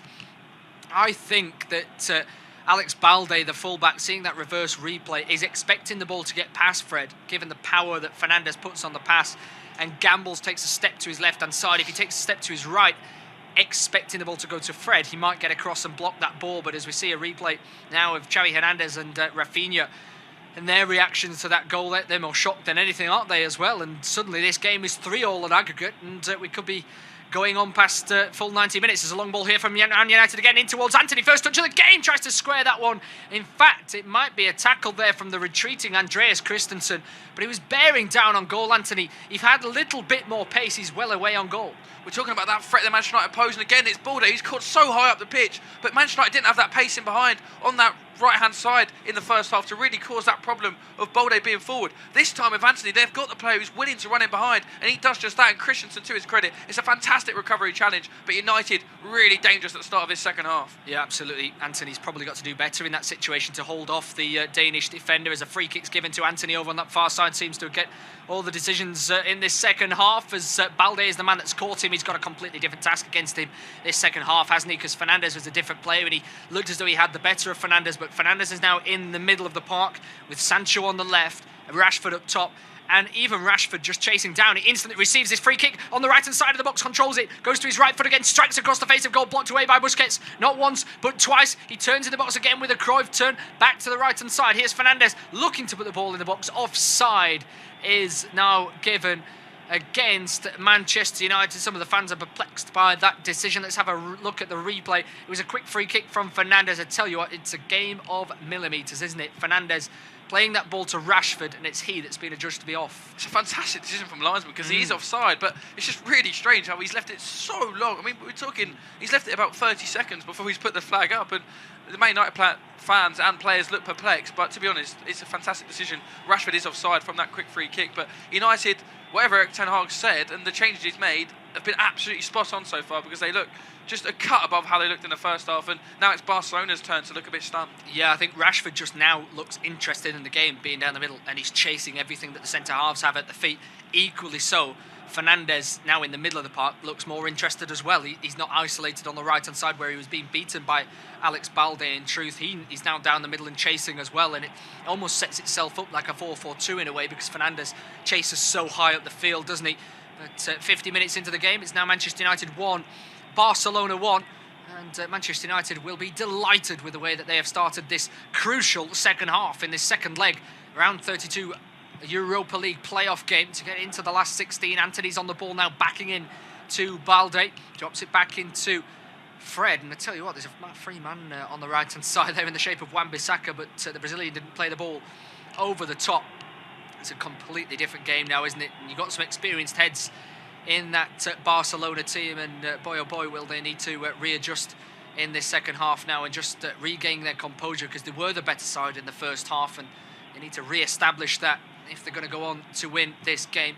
Of course, it's so hard to travel to Old Trafford in European competition. They know that, as Roberto chasing up alongside Lewandowski now as Varane plays a square ball into Martinez, dropped back toward De Gea, who had that shocking moment at the end of the first half where he rather got away with a terrible pass out from the back, and oh, how things could be different had Sergio Roberto or Frank Kessié found the back of the net on that occasion, as Rashford gets onto a second ball here, chasing down the right-hand side, poor touch from him, smashed against him, given away by Christensen, still coming forward, drives down the line against Araujo, looks to put it across the face of goal and slice it out of play, I think, for a goal kick. It may have taken a deflection, but it's just a hopeful long ball. Wan-Bissaka is the furthest man forward, and I don't think Christensen quite knows what to do with it. He finds Rashford, and once again, it's just poor from Christensen, gives it back to him. It is, he just kicks it straight against Rashford. But again, Matt, it's that right flank where United are having so much success because Balde's pushing on, and he was in the first half, and we mentioned it a couple of times, but they weren't exposing it, didn't have the pace in behind, did they? But this time, they do. And again, Balde's caught up hard at the pitch, Anthony's got acres of space, United come again. Yeah, Casemiro in a central position, looking out to the right-hand side, Bush gets in with a tackle. Boy, those two had some battles down the air. Balde was on the halfway line. Meanwhile, I think it was Koundé gave the ball away, and you can't give the ball away when your team are gambling forward like that. Rafinha with a brilliant turn in midfield, wow. Ball through the legs of the defender then by Roberto, as he nutmegs Luke Shaw to try and find Kessié right-hand side. Here's De Jong, chops inside to Bush, gets returned back to the Dutchman, pressed all the way by Fred, will play a square ball across the defence now into the feet of Christensen, who will want to drive out from the back here as Roberto dropping into position, whips it out to the right-hand side, good ball into Rafinha, overlapping run now coming from Koundé as he cuts inside Rafinha, fires it to the feet of Roberto, turns one way then the other, gives the ball away, and here are Manchester United on the counter-attack. This is where they're so dangerous. Fernandes inside to Rashford, looking to flick over the top, it's Casemiro towards Sancho. Rashford needs to get in a forward position now to support his England teammate, as Fernandes is the shortest option here for Sancho. Good foot comes in from Koundé. Barcelona hands go up saying that's a Barcelona throw-in. We'll have to see what the officials have given. It's a Manchester United throw. Sancho back to Fernandes on the left-hand side for the first time in this game. Play a ball back into the midfield areas. Martinez is pressed all the way by Lewandowski. Shoulder-to-shoulder challenge. No, says the referee. Lewandowski adjudged to have come through the back of Martinez. Be interesting to see that again, because actually like Lewandowski was just the stronger player, and we look at it again here, and yeah, to be fair, Martinez turns his back slightly, so it's sort of shoulder to shoulder, but there's a bit of action in the back of Martinez. It probably is enough for a foul. Credit to the referee, he's got that decision right. United in the opening 10 minutes of this half, Matt, absolutely fantastic. The pressure they've got Barcelona on. Barcelona cannot play a way out like they were in the first half. They find it really hard to even get out of their own half at the minute. United fans at Old Trafford are in full voice, rightly so. They're the team on top, and every time at the moment United come forward, they look like they might score. Yes, Shaw whips the ball into the box, good header out by Araujo, only out to Anthony, who looks to curl one towards goal. It was looking towards the top left-hand corner, but Ter Stegen saw it and came and caught it. Manchester United were coming into this game with so much confidence and positive energy. It was completely sucked out of them in the first half by that Barcelona side, and the fans were rather receptive of that. They accepted that Barcelona were probably on top in that first half, but given the start that the Red Devils have had in this second half, they're right behind their side now, and boy, oh boy, are those fans causing an issue for Barcelona. They're right on top of them. They're cheering their team with every pass, with every play, and that's putting some really, really good momentum into this Manchester United side, and that's why Barcelona are now trying to slow things down. Here's Christensen driving out from the back, quick 1-2 with Sergio Roberto out to the left-hand side for Balde, pressed all the way by Anthony. Good ball in behind, looking for Roberto once again, left-hand channel. Out coming there is Varane as the man looks to go past him in the shape of Balde. First touch is okay, but he can't get there before it just drifts out of play, and out for a throw, and it goes once again. He is the outlet down that left-hand side, and he's gambling to come forward. It's almost paying off, but it's not quite paying off as much as it did in the first half. No, it's a massive gamble, isn't it? And we've already mentioned it a few times, Matt, but that slight tactical change, that will change of personnel, really, bringing Anthony on, just having that pace, taking out Weghorst because the hold-up play wasn't working, but the pace behind certainly is working for United. And now I'm wondering, how long is it before Xavi decides to make a change? Because his side at the moment look far too open at the minute, and it is Man United that look the more likely to score. And already in the opening 10 minutes of this second half, we've seen United open up this Barcelona backline with ease and create opportunities. And I think if the game continues in this manner, United are going to score more goals. And I'm sure Xavi will see that as well. Yeah, and the problem for him as well is that he's taken his view before kick-off that he's going to play pretty much all of his central midfield options in the shape of Roberto de Jong, Kessié and Busquets. He's got some youngsters on the bench, but it's whether you call on them in such a massive game as tonight is. The main options he's got are fullbacks in the shape of Alonso and Alba, Garcia in the centre half, and Torres and Fati, who could come on up top and maybe cause some issue in behind of Manchester United. You don't really want to have to be forced to bring them on if you're chasing the game. You'd rather bring them on in a situation where you can exploit Manchester United, who are coming forward to try and get a winner, as Martinez steers one towards Anthony. Good header out by Christensen, controlled by Roberto. He then finds the overlapping run of Balde. He will chase up against Aaron Wan-Bissaka. He's looking for a man down the line. He's now looking inside as there's nobody down that line. He goes himself down the line. Wan-Bissaka will track him all the way. Chops back for a moment. Half tackle comes in from Wan-Bissaka. He stays on the ball. The young fullback whips it in. It's deflected towards the far post. Lewandowski's there. Good header from Martinez. Sancho's then caught underneath the ball. No free kick from the referee. And nor should it be, as Koundé gets onto the ball, then miscontrols it, gives it away. Rashford now to Fred, left-hand side. Koundé all over his heels, causing him to trip and stumble. He's still on the ball here, the Brazilian, up against Araujo. He gets the ball flicked past him, then Rashford is chasing onto it, looking for a man in the middle. He's chasing back past the defenders. It's Busquets who puts the ball across the face of goal, but fortunately for him, there were only gold shirts there. This time it's Fred winning the ball back. Casemiro comes forward, flicks it over the top, looking for Fred again. Koundé, then a wonderful touch from Busquets, completely takes the sting out of the game, and then Sergio Roberto gives the ball away. This game is end-to-end, and Manchester United coming forward. Anthony with some flicks and some skills needs to produce after that. Wan-Bissaka driving forward, good footing from the defender. De Jong then brings the ball away. This game just does not calm down, and Fernandes rather cynically boots the ball at De Jong whilst he's already on the ground, and a melee is on the field here. Lewandowski chasing over, Araujo chasing over, Martinez is in the middle, as is Sancho. Is this going to boil over? Nothing in terms of over-the-top antics so far, I don't think, as Rafinha drags Fernandes out of the situation. Referee is staying calm. He's a very experienced referee. Of course, took the helm at the Champions League final last summer between Real Madrid and Liverpool. I think things were just argy-bargying there with nothing quite over the top. The yellow card is out of the pocket for Clement Turpin. I expect that is for Bruno Fernandes for that cynical boot at Frenkie de Jong, as he eventually will call somebody over. He's not happy here, the referee's calling Fernandes over. He's calling somebody else over. Fernandes yellow card, and a yellow card to what I presume is a Barcelona player. Yeah, it was just a lot of things to sort out there, Matt. Originally, I mean, fantastic play from Fred, wasn't it, on that left-hand side? He then found Rashford in behind. Busquets again with that recovery across the goal. It was frantic. It was desperate from Barcelona. They just about got the ball cleared. Then we look at this replay here.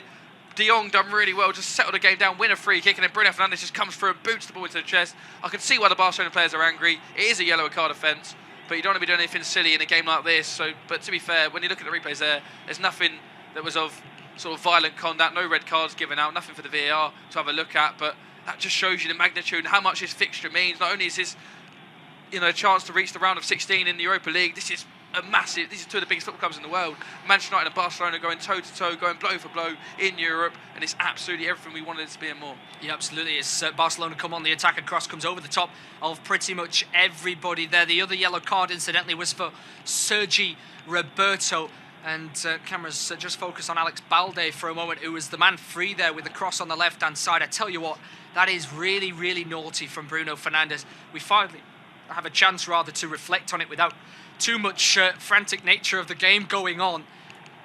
Everybody knows that De Jong's gone down. I suspect that the referee's whistle has already come. And Fernandes in that situation, if you're in a shooting opportunity, fair enough, blast it through your laces as hard as he does. He's in a position where blasting it with your laces is of no use to him, apart from to try and injure the opponent. That's why I think that's a little bit naughty. And if that hits the head, I think a red card could have come out. As it was, it hits the midriff, and he rather escapes any excessive warning and just comes away with a yellow card. Here is Martinez looking for a searching ball in behind. Sliding challenge from a Barca man in the shape of Rafinha. Good work from the attacker tracking back as Balde is under pressure from Sancho. Will clear out from the back. 61 minutes gone in this game. Independent unofficial off-tube studio commentary. It's Manchester United 1, Barcelona 1. A goal in the first half from Robert Lewandowski, and a second half goal thanks to Fred of Manchester United and his right-footed volley from the edge of the box. As Barcelona come forward again, this game has just been end-to-end from start to finish. Kessié gets away from Luke Shaw. Now Rafinha chasing up Martinez, looks in behind to try and find Kessié. Ball is in a good position. Kessié never had the legs to catch up to it. You want it the other way around there, don't you? Want Kessié playing the ball into behind for Rafinha, who's got the legs. But Barcelona, to their credit, we mentioned the opening 10-15 minutes of this half, United looked really good, but Barcelona the last couple of minutes just seem to have settled the game down a bit again. These games kind of taken the same sort of pattern as the first half, where United come on really strong and then Barcelona settled it down. But having said that, United come forward again here, but Rafa Varane found himself in midfield, but he's found Anthony behind. Yeah, it's a good ball to the Brazilian on the right-hand side, chasing forward, just inside the box now, looks to chop back against De Jong, strikes towards goal, probably greedy in that situation, puts his hand up to apologise to Rashford, just smashed the ball straight against the Barca midfielder, who now retrieves the ball under pressure from Fred. That's pulling and tugging. It's more of a rugby tackle than a football tackle, and the referee will slow things down and give a free kick to Barcelona. Let's have a look at this once again. It was a great run from Wan-Bissaka. Took a gamble, didn't he, against Balde. Question of offside looks on to me. I think Koundé is the man playing him on. As he drives into the box, if he hits that right-footed, he can whip it across the 6-yard box. As it is, he wants to cut on his left foot. It's the wrong decision. It is a wrong decision, but you see Anthony do that so often, don't you? Get inside on that left hand. He's just not very comfortable in his right foot, which is kind of... Well, it's not good enough, is it? At this level, he's got there, shift the ball to his right foot, as you say, visit across goal. But I'll break off United. Here come Barcelona. Yeah, on the counter-attack, it's Rafinha chasing up. Martinez goes the wrong way. Martinez 2 feet in. Rafinha still has the ball. Fred gets in. His fellow countryman, then Casemiro brings it away. He fires it down the left-hand side, looking for Rashford. It's overhit. It comes into Andre ter Stegen. I tell you what, it's a great chance for Barcelona. That it just falls their way. It's a flick around the corner. Rafinha can find his man on the left-hand side, but goes himself. This time it's Balde chasing down the left. He's got 3 men to aim for in the box. If he can get past Anthony here, there's a man that's come short in Rafinha. He's going down the line himself, chops back with a Cruyff turn, looking for Rafinha now, finds him. He's looking for some options, goes short to Frenkie de Jong. This game continues its frantic nature. As De Jong left-hand side, Wan-Bissaka will track Roberto all the way. De Jong is searching for a ball, far post. He's found a man in Koundé, great save! David De Gea. Koundé in behind the defender. I'm not sure who it was, didn't see him coming, but what a reaction save that is from De Gea. Well, David De Gea, cometh the hour, cometh the man. He's done it so many times this season. He done it last weekend against Leicester. United were left found wanting defensively, but he kept them in the game. Then United went down the other end and ended up winning the game, of course, comfortably. But this time, it's a fabulous ball in from Frenkie de Jong. Barcelona, patient play. And then it's Koundé who peels off the back of Jadon Sancho. He's not got those defensive instincts. He's got no idea that Koundé's behind him. Koundé rises above him. It's a good header. He meets it well. It's going into the corner. De Gea tips over the bar. Here comes the corner. Yeah, it's whipped into the front post, headed away by Fernandes. Comes back out to Kessié, steers it to the right-hand side. Here's De Jong searching in behind. Floats one into the box, searching for the far post. Good header from Varane. Chested down by Kessié. Left-footed volley to come down the middle of the goal as David De Gea stoops down like a tall giraffe and grabs the ball from the turf below him. I tell you what, there's been plenty of criticism down the years for David De Gea, and rightly so, because he's had his mistakes, as does every goalkeeper. But there's no questions about his reactions, is there? To his left-hand side, right arm comes over the top of him. It's just creeping underneath the bar. And what a save it is from David De Gea, because he gets the defender there, Jadon Sancho, completely out of trouble.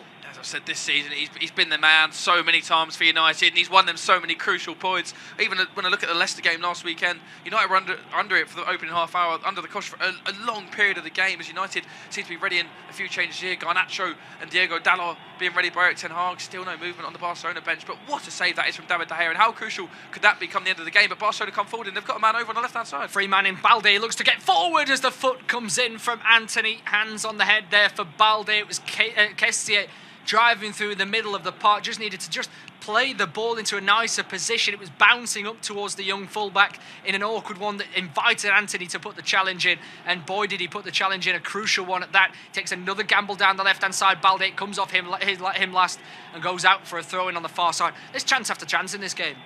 We've got no chance to breathe, Matt, in a minute, but when I'm looking at it again there, Kessié, he's got to release the ball 2 or 3 touches early. He takes the extra 2 or 3 touches, and as you say, the ball's just not good enough. It bounces in front of Balde. He can't take the ball in his path, and then Anthony can recover.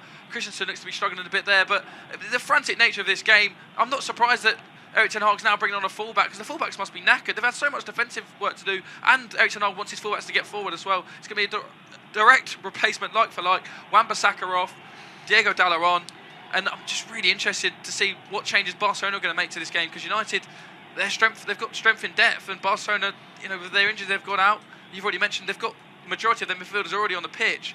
The midfielders will be tired in a game like this. You need to be rotating the squad, but what's the change that Barcelona are going to make? Yeah, I mean, this is where game management comes into it, isn't it? And I tell you what, I love this from Erik ten Hag. I have to say, I absolutely love this double change here. Garnacho is coming on now for Jadon Sancho. Sancho's not done anything particularly wrong in this game. He's just not quite been in it as much as other players. And the impact that Anthony has already had on the game, he'll be hoping that Garnacho can do the same with just some... All it takes is one dribble, doesn't it, off the left-hand side. And he could be in behind. And I tell you what, Wan-Bissaka is more of a stronger, deeper lying fullback who's going to be more defensive. Dalot will get forward and create here, and Manchester United are going for this now, and now they've got a little bit of momentum and the game is opening up. Why not from an Erik ten Hag point of view? And now they have Garnacho on the left and Anthony right, Fernandes in behind Rashford. It's a really promising front line in these final quarter of the game now, as Fernandes turns it out to the right hand side for Anthony. Overlapping run comes from Dalot. We didn't see that much from Wan-Bissaka, but here is the Portuguese, looks to get past his man. It clips inside. Christensen slips. It almost finds its way to Fernandes. De Jong clips it over the top of Fred, who was looking very happy to run onto that ball. It doesn't quite come through to him as Kessié chases all the way forward. Good ball from Martinez. Out to the right for Anthony. Underlapping run this time from Dalot. Here's Fernandes looking in behind again. Clips it towards the far post looking for Fred. Header comes from Koundé. Turns it back towards Garnacho with that new bleach blonde hair of his, as the number 49 Argentinian left-hand side drives inside. Down the left here now is Fred, driving down the line, clips it into the box, well read from the goalkeeper, Andre ter Stegen, and he grabs it with 2 hands very gratefully and can calm this game down now. Barcelona, having not made a change yet, are under a game of real frantic energy that they may find rather sapping as we come to the final quarter of the game now, and it will be Ben Rodgers to take us through to full time. I hope you've got your voice box ready, Ben. I just hope this final quarter is as good as the quarter you've just had, Matt, because wow, what a final portion of this game we could be in for. This game is everything we wanted it to be and more, as Balde looks to get on the end of this, and he's one-on-one with Diego Dalot, who sticks to his task well there, the Portuguese, but Balde almost flicked the ball over his head. But to be fair to Diego Dalot, his recovery was brilliant. He finds Anthony's under pressure from Sergio Roberto and Frenkie de Jong, and does well there, the Brazilian winger, to win a throw-in. I mean, Manchester United and Barcelona, 2 European giants. Mentioned 2011, just 12 years ago, this was a Champions League final. Both teams went through their transitional periods. They lost long-term coaches.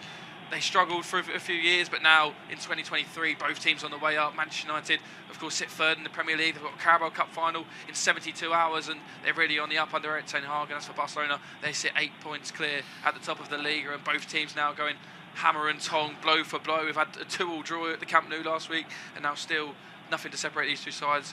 1-1 here this evening. That is the other factor that I must admit I'd kind of forgotten there, Ben, is the fact that the Cup final's coming up, so Erik ten Hag has to rotate his players, doesn't he? Because he wants them all fresh and fit.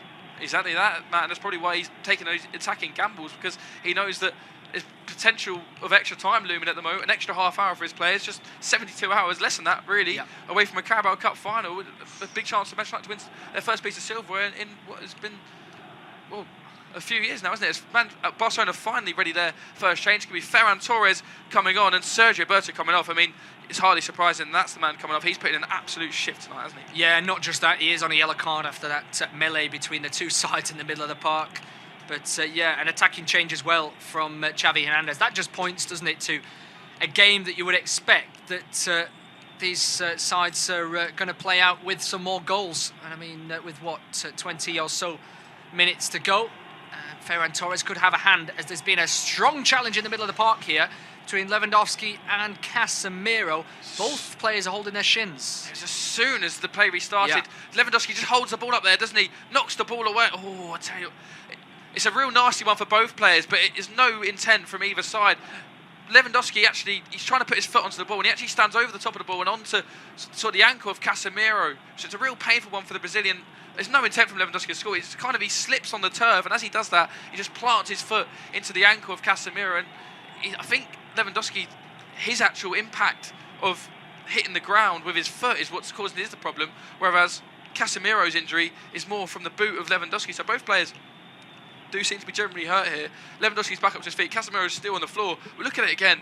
It's Casemiro. He just tries to put his foot onto the ball, doesn't he? He slips. His studs sort of slip, and then he just lands onto the calf of Casemiro, or the ankle of Casemiro, I should say. It's a real painful one for the Brazilian, but there's no intent from Lewandowski. No, it's a triple whammy, isn't it? If that contact is away from the ball and there's no touch with the ball or a defender, you could be looking at a yellow, if not a red, for Lewandowski in that situation, given it's caught Casemiro high on the ankle.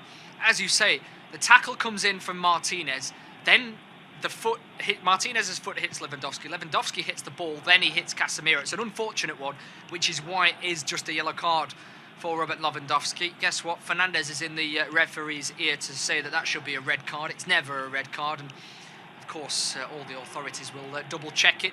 Casemiro will come out worse, but it's just an unfortunate football moment. Thankfully for Erik ten Hag and Manchester United fans alike, Casemiro's up to his feet. He's not walking with too much comfort, but I think it's one of those ones where it's just an impact injury rather than a serious injury. You just have to walk it off. He's probably been through about 30 or 40 of them during his long tenured career, Casemiro, and I'm 30 sure or 40 a match in a La Liga top rivals game, isn't it? with Barcelona, yeah. So I'm sure he would have felt a couple of them from the team that they're facing again today. But with 72 hours away from the Carabao Cup final, I'm sure Casemiro will play a big part in that game as well. So it's a short turnaround for United, but all eyes at the moment will be on today's game and progressing into the next round of European football. And United are on top of this game at the moment, but the scoreline and the aggregate scoreline remains level. Martinez with a long raking ball forward towards Luke Shaw. Luke Shaw's going to get on the end of this, but he can only play a back heel towards Bruno Fernandes. But Fernandes shrugs off Rafinha. Fernandes then cuts out, finds Garnacho. Garnacho's strike is a real poor one. It's blocked by Barcelona, and then it comes to Anthony, and Anthony's found the back of the net. It's a real scruffy goal in the end, but it's a fabulous finish from Anthony, and United lead by 2-1. It's the half-time substitute, Anthony, who'd come on for Wout Weghorst, and he has changed the game around. United have turned this game around. The comeback's been complete. United lead by 2-1, Matt. Spot on, Ben, absolutely. It was a really scrappy moment, wasn't it? It found its way into Garnacho in the middle. There was a really good block in there from Christensen. It comes out to the edge of the box, and then Fred takes a strike as well. And just fortunately for Manchester United, like Barcelona in the first half, everything was falling for the Spanish side. This time it's fallen for the Red Devils, and fortunately as well for them, it's to Anthony on his left boot. He just takes that extra moment, doesn't he? Just calms himself down and then whips it into the bottom left-hand corner. There is a question of a foul against Bruno Fernandes, against Rafinha. I don't think they can go back and check this one, as it was on this left-hand side. We'll have a look, because Rafinha goes down. But having said that, what a finish it is from Anthony. Just succinct, wasn't it, into the bottom left-hand corner as he's looking at it. But once again, bounces over the goalkeeper's hand. Yeah, we look at it again, it's Fernandes, isn't it, originally, who he just shrugs off Rafinha. I don't think it's a foul, to be honest. I think Bruno Fernandes is just stronger. He cuts it back to Garnacho, who's really lashes at his shot. He doesn't get any real clean connection on it. It's blocked by Christensen. It's a good block, as we say, from the former Chelsea defender. And then it's Fred's effort again on his weaker right foot. It's not a great one. De Jong blocks. Then it falls to Anthony, but it falls perfectly for the Brazilian on his left foot to come onto it and curl it into the far corner. As you say, it's not right in the corner. Questions of Ter Stegen, but I think it's hit of enough power that the German just couldn't quite get down quick enough. United have the lead, the goal stands. What a massive moment in this tie, and Barcelona now have it all to do. Yeah, absolutely. Sometimes it's not even great play that will create a goal, is it? It's just that momentum that will drag the ball into the back of the net, especially when you're at home in the second leg of a European tie and you throw on somebody like Garnacho and Anthony. Just creates that positive momentum around the ground, and Manchester United will be able to pick off Barcelona here now, because this plays perfectly into their hands, because as quiet as Rashford has been up top tonight, he will find chances in behind Barcelona now, because they have to come forward in these final 15 minutes. That's it, Matt. United have got to go for the Barcelona, I should say, have got to go for the game, and that just plays into the hands of United. Now they've got Garnacho, they've got Rashford, they've got Anthony, they've got players that want to run in behind, and that's just a real dangerous position, isn't it? As Rafinha, that's going to be his last involvement, being shrugged off by Bruno Fernandes. He's going to come off. Ansu Fati, the young Spanish winger product of the Barcelona Academy, is going to be coming on to replace him. He trusts his side, doesn't he, Xavi Hernandez? Those three midfielders, Kessié and Busquets alongside De Jong in the middle there, because that's a like-for-like change, and he doesn't like to change his formation, does he? He likes that traditional Barcelona La Masia 4-3-3, doesn't like to change it, but will that prove to be his downfall? Because perhaps you could say he needs another attacker on the field. That's the problem, I think, with the midfield three. They're all fantastic players on the ball, aren't they? Kessié, Busquets and De Jong, but they're all sort of similar. They want to win the ball and then they want to play it off, but they've not quite got that creative spark, that sort of number 10. But to be honest, to be fair to Barcelona, to be fair to Xavi, I don't really think they've got a number 10 in their squad at all, so it's kind of just not the style of play they've got. They've not got a player like Xavi in their team who could really pick a pass and unlock a defence, but the pace of Fati, perhaps, he's going to be up against Diego Dallo, of course, has only just come on, he's fresh legs, so it's going to be an interesting one to look out for. But as we say that, United have got the ball deep in Barcelona defensive territory at the minute, with Luke Shaw, who's taken the throw, and he finds Marcus Rashford, plays the ball off De Jong, and then Araujo looks to shield the ball off. He knows it's not going to go, so he's under pressure from Bruno Fernandes and Rashford, and Fernandes brings down Araujo there. It's going to be a free kick to Barcelona, just inside their byline, really, as United, Barcelona have taken that quickly. He finds De Gea, who finds Christensen. Christensen's allowed to drive out with the ball, as United have just dropped a bit deep here, but again he has to turn back under pressure from Bruno Fernandes. He finds Frenkie de Jong. De Jong finds Araujo. Araujo is driving forward now with the ball. He's not got a lot of yellow shirts. He holds his arms out as if to say, where is the support? He has to find Koundé out wide right. Koundé finds Ferran Torres, the first involvement we've seen from the former Manchester City player. I'm sure he'll get a warm reception at Old Trafford, playing against his former club's rivals, as De Jong finds Koundé. Koundé looks for Ferran Torres running in behind, and Koundé's caught there by Garnacho, and it was quite late from the Argentinian, and it was quite high on the ankle as well, and it's going to be a booking for Alejandro Garnacho. He's only just come onto the pitch, and he can't have too many complaints there. He's just late, isn't he? Oh, it's a sore one right on the Achilles of Koundé. Yeah, absolutely. Instep and Achilles. It's a little bit of a nasty one, isn't it, from Garnacho? He's trying to win the ball back, in fairness to him, but yeah, just trying to almost leave something on him there, as the youngster is not easily missed, is he, with that haircut now? But yeah, I mean, in this situation now, Barcelona, it's hard to think of too many. They've had great opportunities, but not had great shots, have they?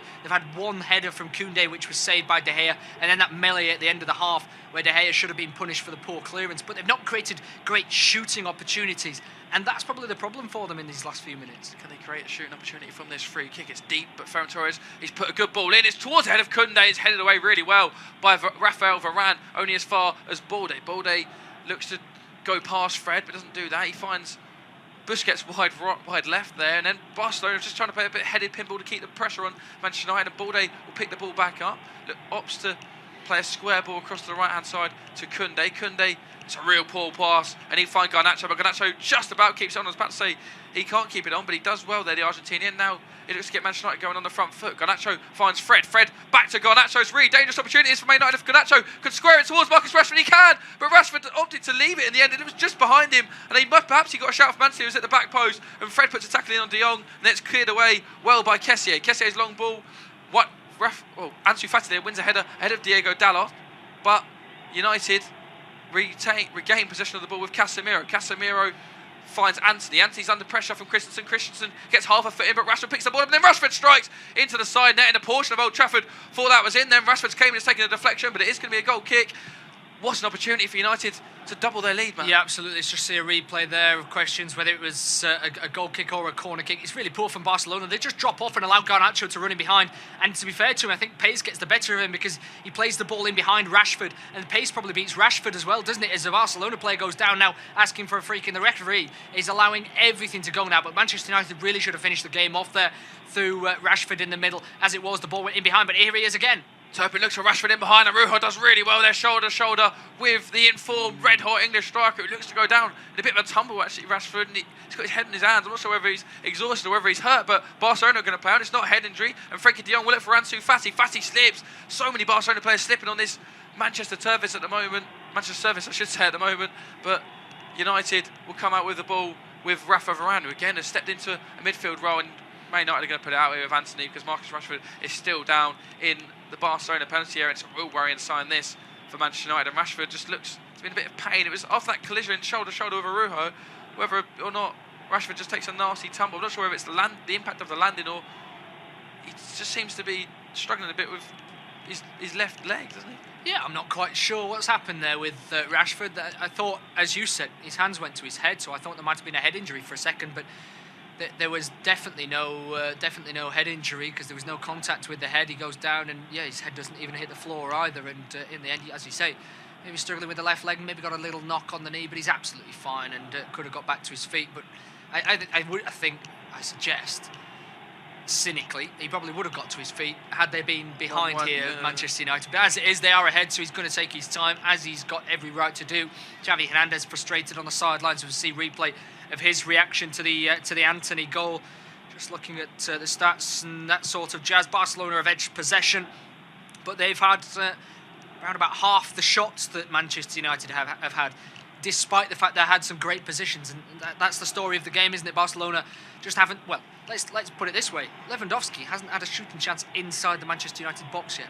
They've done well in that sense, haven't they, the Red Devils? They have, and when you actually think of Barcelona clear-cut opportunities, apart from the penalty and then De Gea gifting an opportunity to Sergio Roberto, they've been very few and far between for Barcelona, and that's credit to Manchester United's defence. Yeah. Speaking of defending, Arujo looked to be struggling for the last 10-15 minutes, and he's now run his race. He's going to be coming off for a player that scored in the first leg, former Chelsea defender Marcus Alonso, who's going to come on and see the final 10 minutes, perhaps plus what remains. But at the moment, we're not heading for extra time because United are heading through in this tie. They lead Barcelona by 2-1.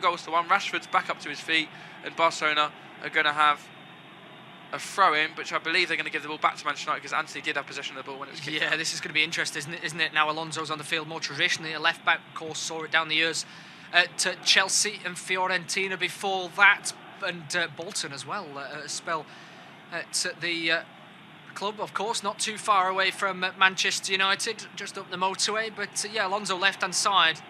He's been accused down the years of not being aware defensively sometimes, and now he's got to cover for Valde as well, who's basically a left winger now.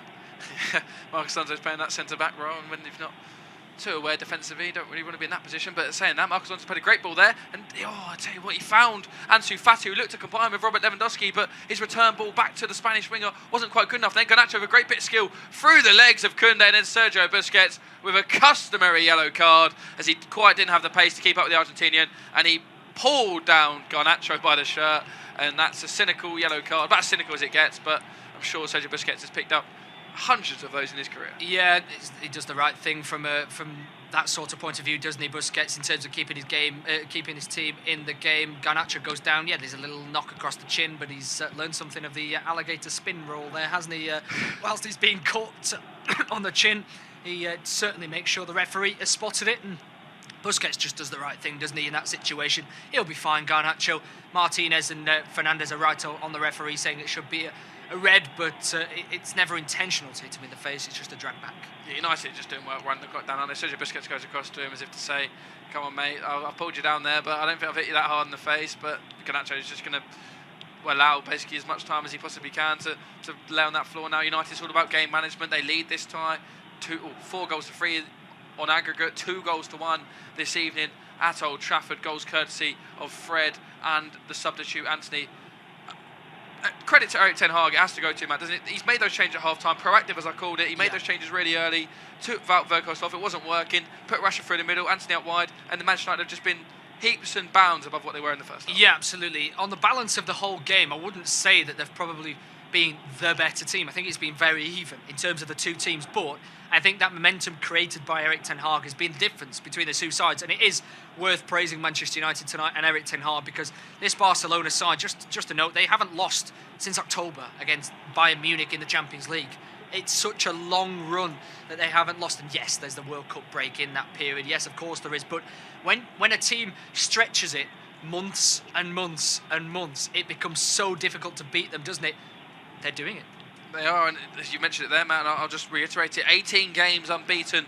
Barcelona are 16 wins in that period with 2 draws. Of course, one of the draws was last week against Manchester United. Manchester United haven't beaten Barcelona in the last 5 times they've played them, so this is a monumental occasion. 2009, you have to go back to the last time that Man United got a victory over the Spanish outfit, and that, of course, was in the Champions League semi-finals when United went on to win it. Will United go on to win European competition by beating Barcelona again this year?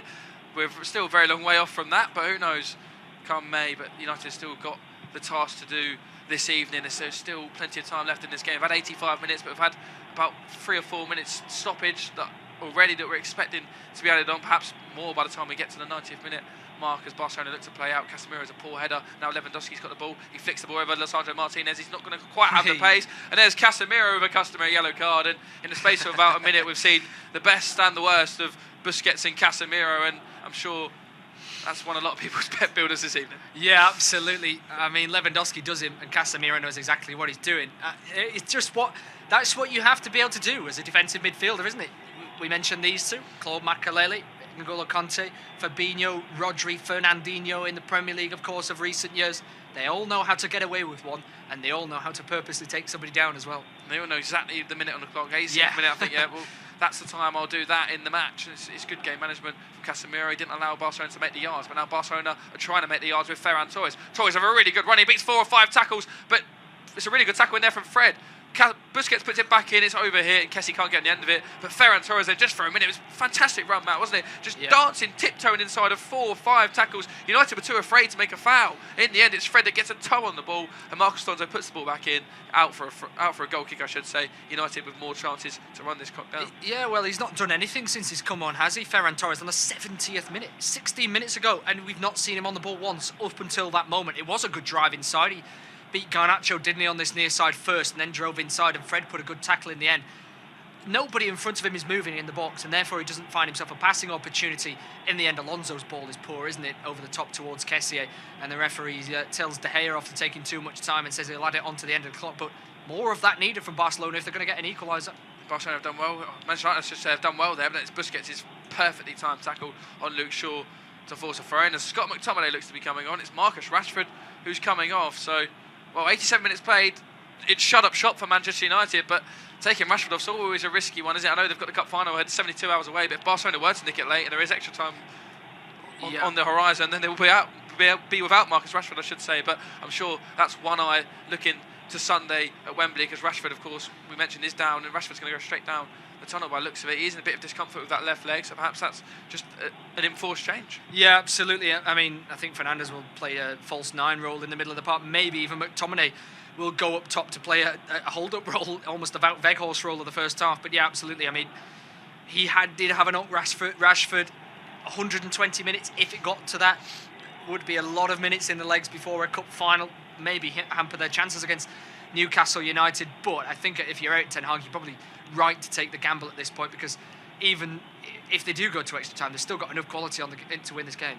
And Frankie de Jong then, I should say, looked for an outside of the boot pass. It flicked off the head of Lewandowski and almost put it right into the path of Ferran Torres, but Varane done well to mop up and nod it home to David De Gea, and then Luke Shaw plays a ball down the line off of Kessie and out for a Manchester United throw-in as we just ticked past the 88th minute mark of this match at Old Trafford. Manchester United 2, Barcelona 1. Elsewhere in the 8 o'clock games in the Europa League, Roma leads Salzburg by 2-0. They're heading through there as it stands, 2-1 on aggregate. Man United, of course, leading 2-1 here, 4-3 on aggregate. Rennes leads Shakhtar by 1-0. That match, as it stands, is heading for extra time. Then Union Berlin are heading through. They're high-flying in Bundesliga, and they're beating Ajax at home by 3-1. In the early kickoffs, Sporting are through. They beat Michelin by 4-0. By Leverkusen, won in France against Monaco on penalties by 4-2. And then Juventus with Angel Di Maria hat-trick, won 3-0 in France away at Nantes. And PSV, they beat Seville by 2-0, but they are heading out after Seville won the first leg 3-0. It's a good bit of work there from Christensen to win a goal kick, and then the ball boys playing a bit of games over to Stegen. He wouldn't give him the ball, he made Stegen go all the way across to get the ball, and it's going to be a Barcelona goal kick, which they need to get the ball up there quickly as we're approaching the 90th minute mark. We're going to find out how long's added on, but to be fair, I think we're looking at about 5, maybe 6 minutes, man. Yeah, definitely more than 5 minutes. The referee has been keen to point out the watch, hasn't he, to the Manchester United players since they went ahead in this game. We've had lots of substitutions as well as McTominay chases in behind. Yeah, Bruno Fernandes with a fabulous ball towards Scott McTominay, who seems to have licence to get forward here, and he's done well to find Garnacho. United will just surely just opt for the corner now and just let this clock run down as Garnacho finds Casemiro. He's under pressure from Ferran Torres, and Ferran Torres does really well there, along with Frenkie de Jong, and Casemiro can't make a foul here. Frenkie de Jong skips past 3 or 4 challenges. Now Barcelona all of a sudden look as if they've got a dangerous opportunity. They're 4-on-4 momentarily. Ferran Torres looks for... I can't quite see who that was making the run forward. I think it's Robert Lewandowski there on the left-hand side. It was, but it was Rafa Varane who stepped in just ahead of him. Barcelona for a second then looked dangerous. 5 minutes added on by the 4th official. 5 minutes for Barcelona to save their chances in Europe. 5 minutes for Manchester United to hold on, and they'll be safe into the round of 16 in the Europa League. But it's Barcelona that come forward here with Frenkie de Jong. De Jong looks for a ball into Lewandowski's feet. He does that well. The Polish international holds the ball up, finds Koundé wide right. Koundé's ball in's a good one, but it's headed away by the goal scorer for Manchester United, Fred. And then Lewandowski has brought down Bruno Fernandes, has he? Yes, he has. And Fernandes will just sit on the ball, and Clement Turpin's seen something there. It looked as if Lewandowski just got there ahead of Bruno Fernandes, but he judged to have brought him down. And United have taken a quick free kick with Garnacho. And Garnacho is now one-on-one with Christensen. Christensen's body then for a second looked like he was getting twisted and turned inside out, but he does really well to dispossess the Argentinian and find Ter Stegen. Ter Stegen finds Marcos Alonso. Alonso's not got an easy out ball here, but he does find Kessié. Kessié finds Balde. Balde back to Kessié. Kessié to Marcos Alonso. It's all sideways and backwards for Barcelona at the minute. There's not a lot of options going forward, but they need to find some energy because they've got 4 minutes to salvage their chances in Europe and extend their 18-match unbeaten run. But at the moment, it's coming to the end at the helm of Erik ten Hag's Manchester United. Lewandowski's dropped deep here to win possession of the ball and try and make something happen. He's won a free kick off Lisandro Martinez. Yeah, absolutely. And Luke Shaw bats the ball away, and Busquets is straight over to the referee saying he should have a yellow card there. I mean, Fernandes is chasing everything down. I don't quite know how he won a free kick a few moments ago against Lewandowski, who just tapped the ball past him. But what an opportunity it was as Torres chased forward. He went to slot one in behind to Lewandowski. Probably needed an extra yard on it to get past Varane and give him an angle on his left boot. As it was, I think he tries to set him on his right foot, and that just invites the French defender to get a foot in, who stood up to it really well. But Casemiro was chasing back as well, wasn't he? Knowingly having that yellow card, did not want to put a tackle in.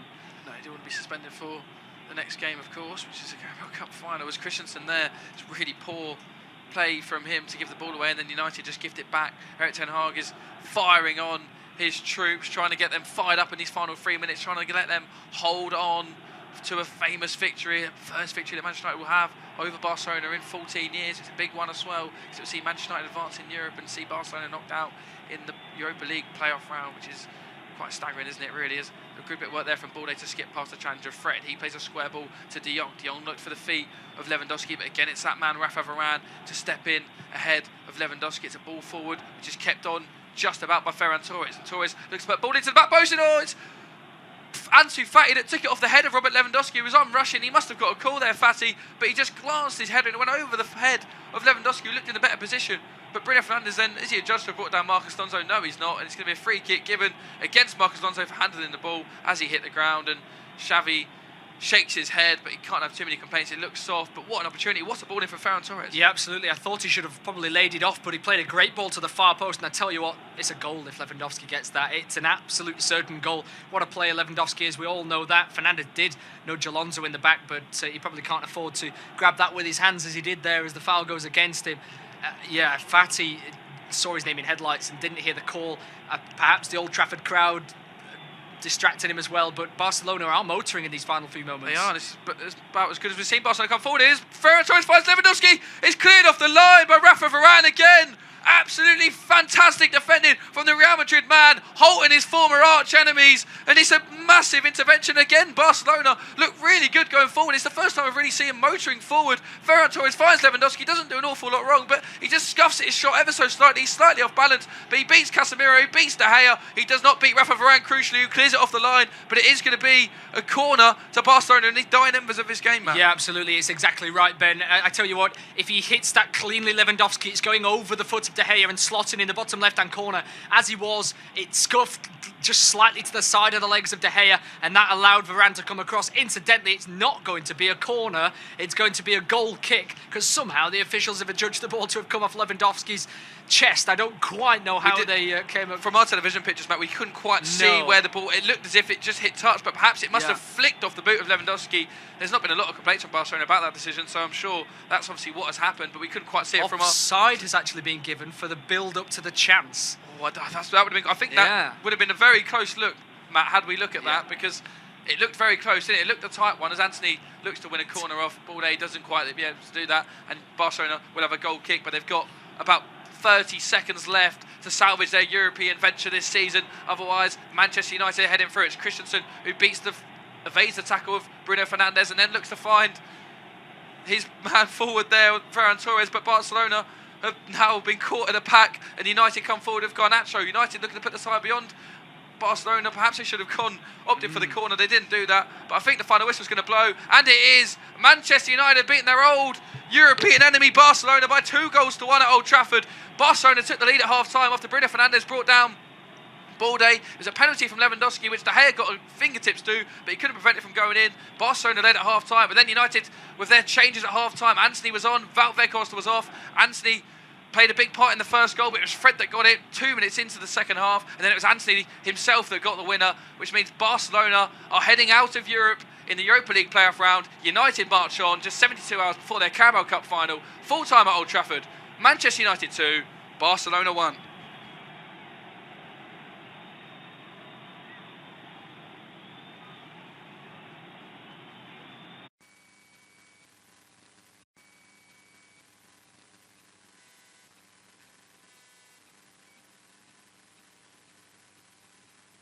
Our next football commentary match is getting ever nearer, so why not take the opportunity of having a bet on the match? Whether you're interested in betting on the match result, the first player to score, the last scorer, correct score, double result, total goals market, handicap betting, or any other of our exciting market, it's fun to be involved. Don't forget, when the match kicks off, you can sit back and enjoy superb independent studio commentary while also enjoying our in-play betting opportunities. Good luck.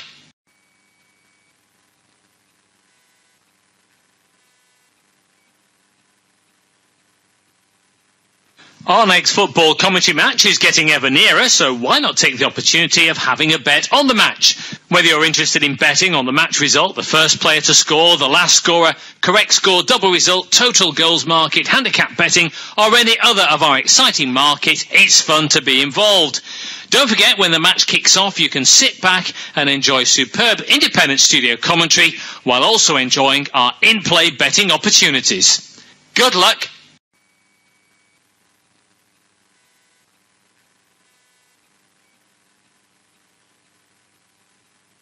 Our next football commentary match is getting ever nearer, so why not take the opportunity of having a bet on the match? Whether you're interested in betting on the match result, the first player to score, the last scorer, correct score, double result, total goals market, handicap betting, or any other of our exciting market, it's fun to be involved. Don't forget, when the match kicks off, you can sit back and enjoy superb independent studio commentary while also enjoying our in-play betting opportunities. Good luck.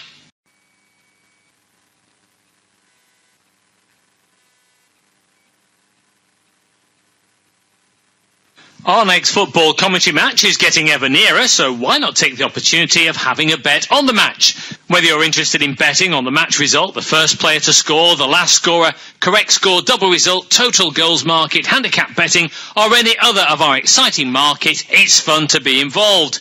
Don't forget, when the match kicks off, you can sit back and enjoy superb independent studio commentary while also enjoying our in-play betting opportunities. Good luck.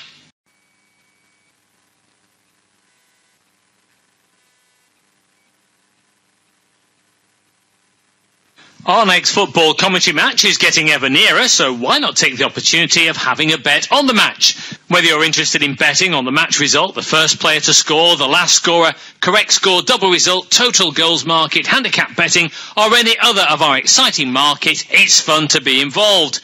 Don't forget, when the match kicks off, you can sit back and enjoy superb independent studio commentary while also enjoying our in-play betting opportunities. Good luck.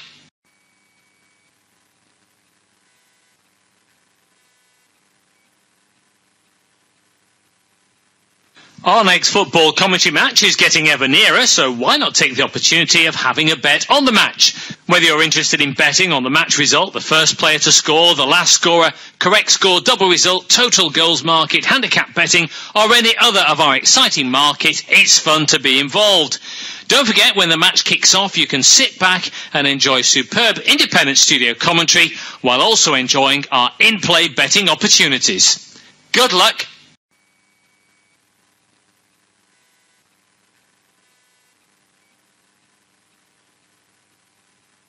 Our next football commentary match is getting ever nearer, so why not take the opportunity of having a bet on the match? Whether you're interested in betting on the match result, the first player to score, the last scorer, correct score, double result, total goals market, handicap betting, or any other of our exciting market, it's fun to be involved. Don't forget, when the match kicks off, you can sit back and enjoy superb independent studio commentary while also enjoying our in-play betting opportunities. Good luck.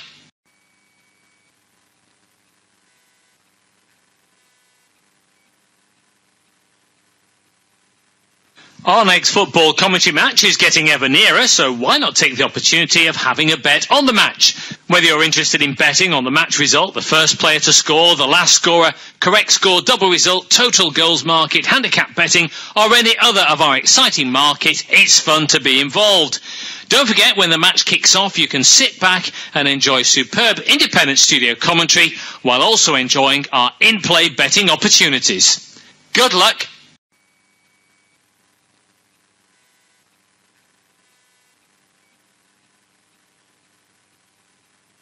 Our next football commentary match is getting ever nearer, so why not take the opportunity of having a bet on the match?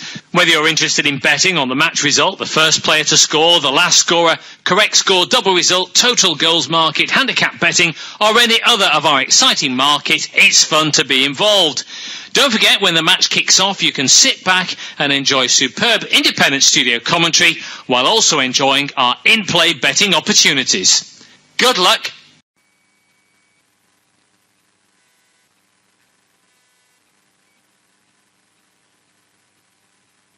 Our next football commentary match is getting ever nearer, so why not take the opportunity of having a bet on the match? Whether you're interested in betting on the match result, the first player to score, the last scorer, correct score, double result, total goals market, handicap betting, or any other of our exciting market, it's fun to be involved. Don't forget, when the match kicks off, you can sit back and enjoy superb independent studio commentary while also enjoying our in-play betting opportunities. Good luck.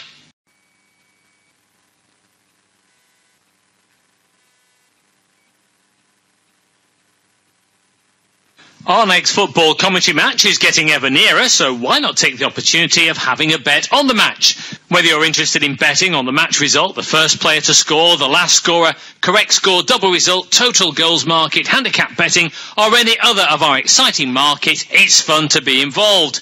Don't forget, when the match kicks off, you can sit back and enjoy superb independent studio commentary while also enjoying our in-play betting opportunities. Good luck.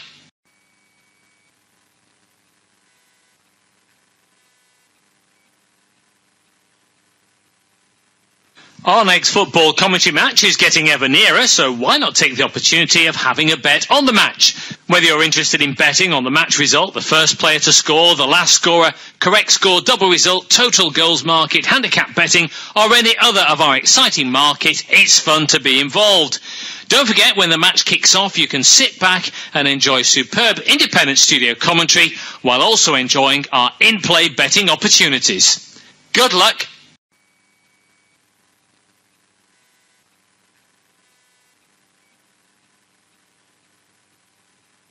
Our next football commentary match is getting ever nearer, so why not take the opportunity of having a bet on the match? Whether you're interested in betting on the match result, the first player to score, the last scorer, correct score, double result, total goals market, handicap betting, or any other of our exciting market, it's fun to be involved. Don't forget, when the match kicks off, you can sit back and enjoy superb independent studio commentary while also enjoying our in-play betting opportunities. Good luck.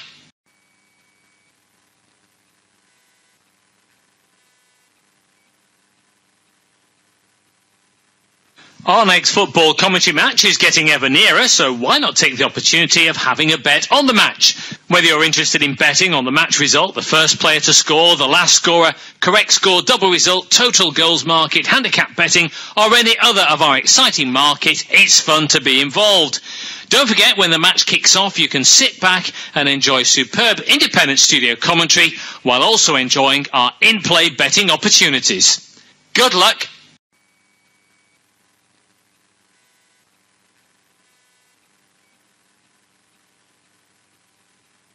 Our next football commentary match is getting ever nearer, so why not take the opportunity of having a bet on the match? Whether you're interested in betting on the match result, the first player to score, the last scorer, correct score, double result, total goals market, handicap betting, or any other of our exciting market, it's fun to be involved. Don't forget, when the match kicks off, you can sit back and enjoy superb independent studio commentary while also enjoying our in-play betting opportunities. Good luck.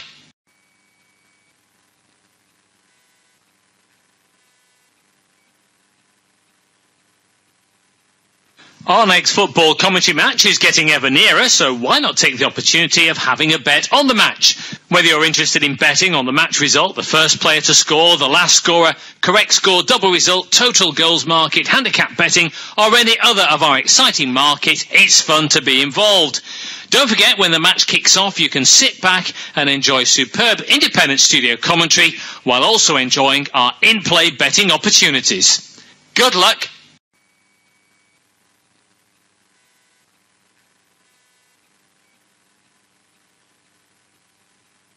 Our next football commentary match is getting ever nearer, so why not take the opportunity of having a bet on the match?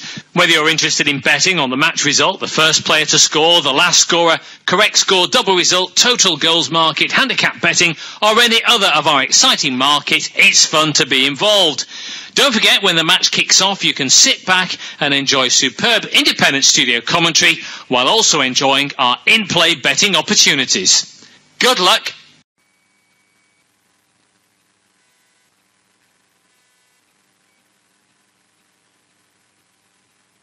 Our next football commentary match is getting ever nearer, so why not take the opportunity of having a bet on the match? Whether you're interested in betting on the match result, the first player to score, the last scorer, correct score, double result, total goals market, handicap betting, or any other of our exciting market, it's fun to be involved. Don't forget, when the match kicks off, you can sit back and enjoy superb independent studio commentary while also enjoying our in-play betting opportunities. Good luck.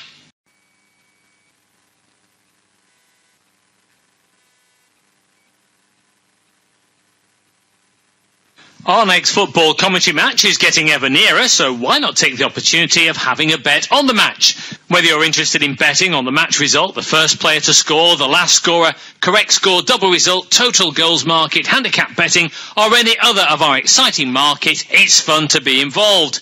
Don't forget, when the match kicks off, you can sit back and enjoy superb independent studio commentary while also enjoying our in-play betting opportunities. Good luck.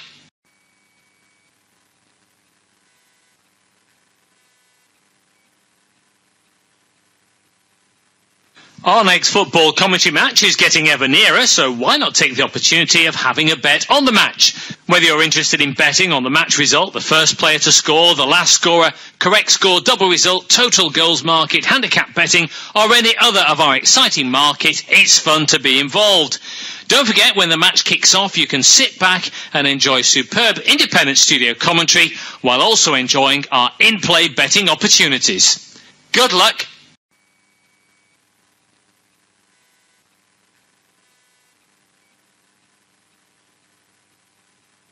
Our next football commentary match is getting ever nearer, so why not take the opportunity of having a bet on the match? Whether you're interested in betting on the match result, the first player to score, the last scorer, correct score, double result, total goals market, handicap betting, or any other of our exciting market, it's fun to be involved.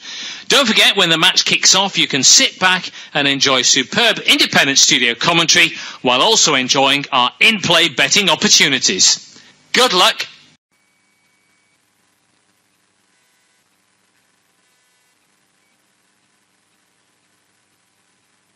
Our next football commentary match is getting ever nearer, so why not take the opportunity of having a bet on the match? Whether you're interested in betting on the match result, the first player to score, the last scorer, correct score, double result, total goals market, handicap betting, or any other of our exciting market, it's fun to be involved. Don't forget, when the match kicks off, you can sit back and enjoy superb independent studio commentary while also enjoying our in-play betting opportunities. Good luck.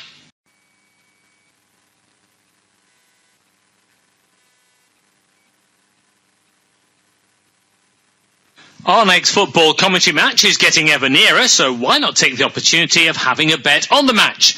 Whether you're interested in betting on the match result, the first player to score, the last scorer, correct score, double result, total goals market, handicap betting, or any other of our exciting market, it's fun to be involved.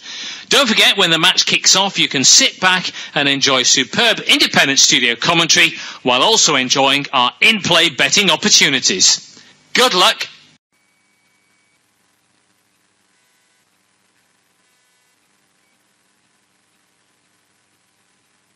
Our next football commentary match is getting ever nearer, so why not take the opportunity of having a bet on the match? Whether you're interested in betting on the match result, the first player to score, the last scorer, correct score, double result, total goals market, handicap betting, or any other of our exciting market, it's fun to be involved. Don't forget, when the match kicks off, you can sit back and enjoy superb independent studio commentary while also enjoying our in-play betting opportunities. Good luck.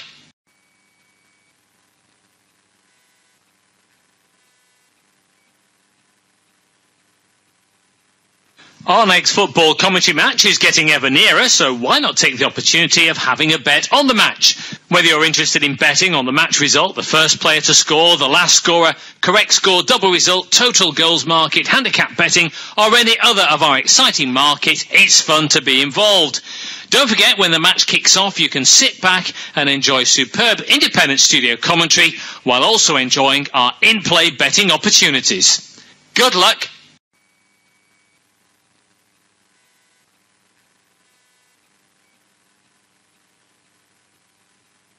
Our next football commentary match is getting ever nearer, so why not take the opportunity of having a bet on the match? Whether you're interested in betting on the match result, the first player to score, the last scorer, correct score, double result, total goals market, handicap betting, or any other of our exciting market, it's fun to be involved. Don't forget, when the match kicks off, you can sit back and enjoy superb independent studio commentary while also enjoying our in-play betting opportunities. Good luck.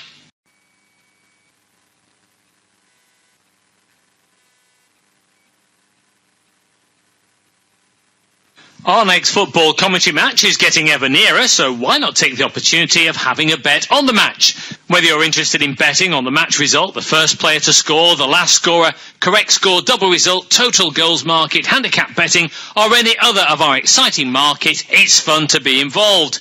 Don't forget, when the match kicks off, you can sit back and enjoy superb independent studio commentary while also enjoying our in-play betting opportunities. Good luck.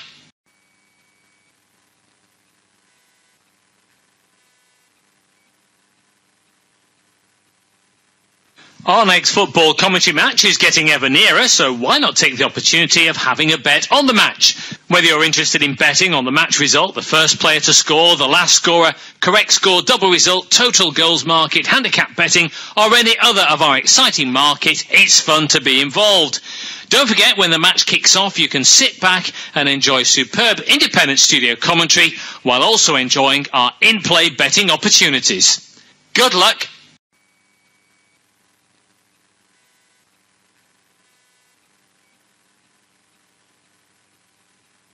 Our next football commentary match is getting ever nearer, so why not take the opportunity of having a bet on the match? Whether you're interested in betting on the match result, the first player to score, the last scorer, correct score, double result, total goals market, handicap betting, or any other of our exciting market, it's fun to be involved. Don't forget, when the match kicks off, you can sit back and enjoy superb independent studio commentary while also enjoying our in-play betting opportunities.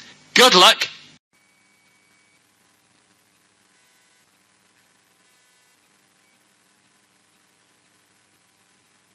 Our next football commentary match is getting ever nearer, so why not take the opportunity of having a bet on the match? Whether you're interested in betting on the match result, the first player to score, the last scorer, correct score, double result, total goals market, handicap betting, or any other of our exciting markets, it's fun to be involved. Don't forget, when the match kicks off, you can sit back and enjoy superb independent studio commentary while also enjoying our in-play betting opportunities. Good luck.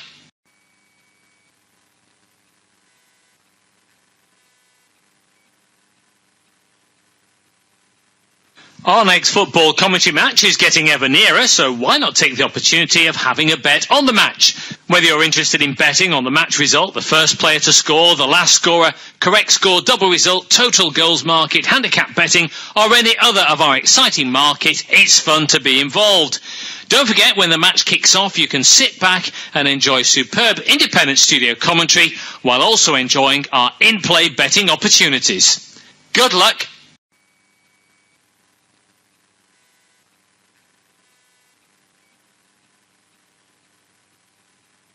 Our next football commentary match is getting ever nearer, so why not take the opportunity of having a bet on the match? Whether you're interested in betting on the match result, the first player to score, the last scorer, correct score, double result, total goals market, handicap betting, or any other of our exciting markets, it's fun to be involved.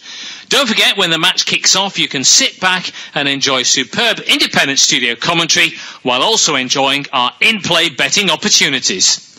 Good luck.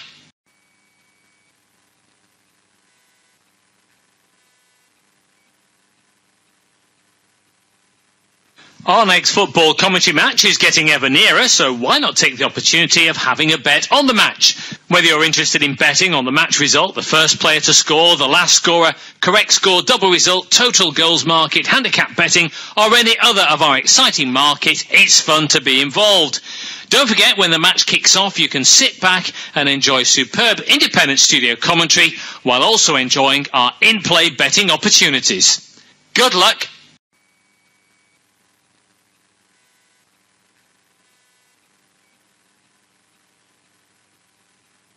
Our next football commentary match is getting ever nearer, so why not take the opportunity of having a bet on the match? Whether you're interested in betting on the match result, the first player to score, the last scorer, correct score, double result, total goals market, handicap betting, or any other of our exciting markets, it's fun to be involved.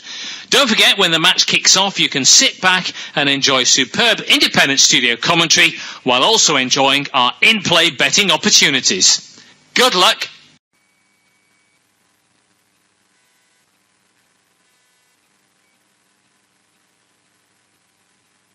Our next football commentary match is getting ever nearer, so why not take the opportunity of having a bet on the match? Whether you're interested in betting on the match result, the first player to score, the last scorer, correct score, double result, total goals market, handicap betting, or any other of our exciting markets, it's fun to be involved. Don't forget, when the match kicks off, you can sit back and enjoy superb independent studio commentary while also enjoying our in-play betting opportunities. Good luck.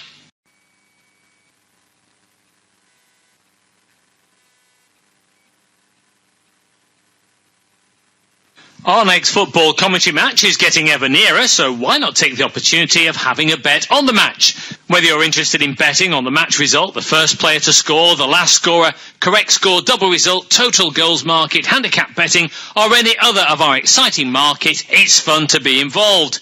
Don't forget, when the match kicks off, you can sit back and enjoy superb independent studio commentary while also enjoying our in-play betting opportunities. Good luck.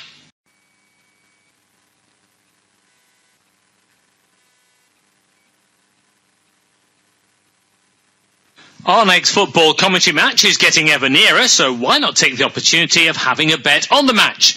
Whether you're interested in betting on the match result, the first player to score, the last scorer, correct score, double result, total goals market, handicap betting, or any other of our exciting markets, it's fun to be involved. Don't forget, when the match kicks off, you can sit back and enjoy superb independent studio commentary while also enjoying our in-play betting opportunities. Good luck.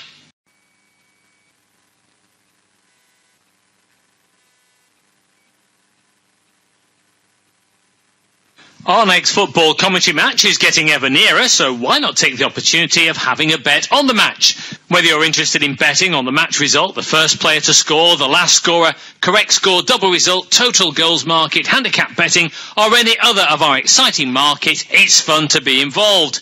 Don't forget, when the match kicks off, you can sit back and enjoy superb independent studio commentary while also enjoying our in-play betting opportunities. Good luck!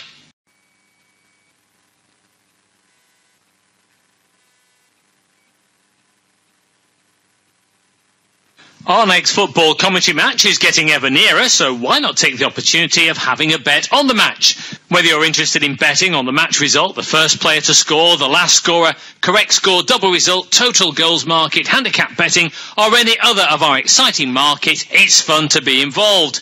Don't forget, when the match kicks off, you can sit back and enjoy superb independent studio commentary while also enjoying our in-play betting opportunities.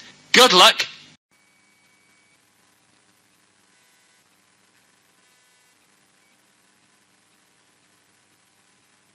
Our next football commentary match is getting ever nearer, so why not take the opportunity of having a bet on the match? Whether you're interested in betting on the match result, the first player to score, the last scorer, correct score, double result, total goals market, handicap betting, or any other of our exciting market, it's fun to be involved.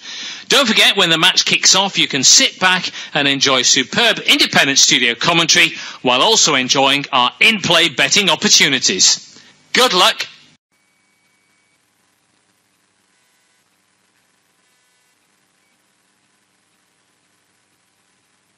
Our next football commentary match is getting ever nearer, so why not take the opportunity of having a bet on the match? Whether you're interested in betting on the match result, the first player to score, the last scorer, correct score, double result, total goals market, handicap betting, or any other of our exciting market, it's fun to be involved. Don't forget, when the match kicks off, you can sit back and enjoy superb independent studio commentary while also enjoying our in-play betting opportunities. Good luck!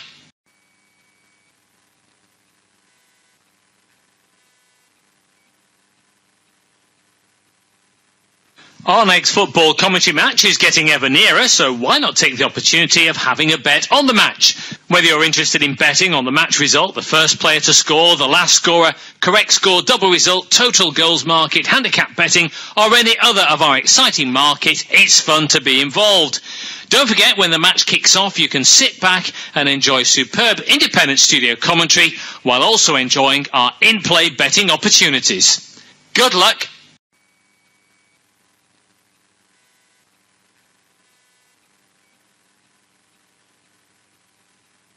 Our next football commentary match is getting ever nearer, so why not take the opportunity of having a bet on the match? Whether you're interested in betting on the match result, the first player to score, the last scorer, correct score, double result, total goals market, handicap betting, or any other of our exciting market, it's fun to be involved. Don't forget, when the match kicks off, you can sit back and enjoy superb independent studio commentary while also enjoying our in-play betting opportunities. Good luck!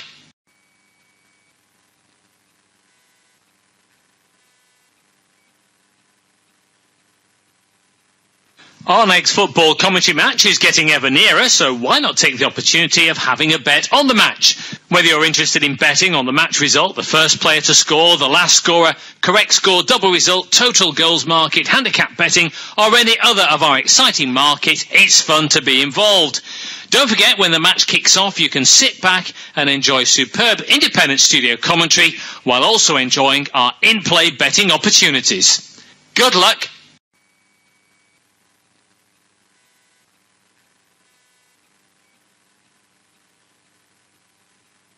Our next football commentary match is getting ever nearer, so why not take the opportunity of having a bet on the match? Whether you're interested in betting on the match result, the first player to score, the last scorer, correct score, double result, total goals market, handicap betting, or any other of our exciting market, it's fun to be involved. Don't forget, when the match kicks off, you can sit back and enjoy superb independent studio commentary while also enjoying our in-play betting opportunities. Good luck!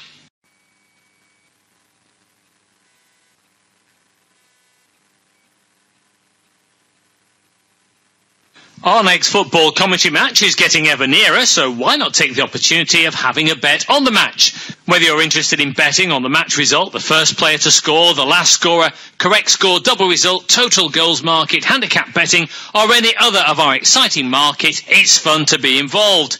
Don't forget, when the match kicks off, you can sit back and enjoy superb independent studio commentary while also enjoying our in-play betting opportunities.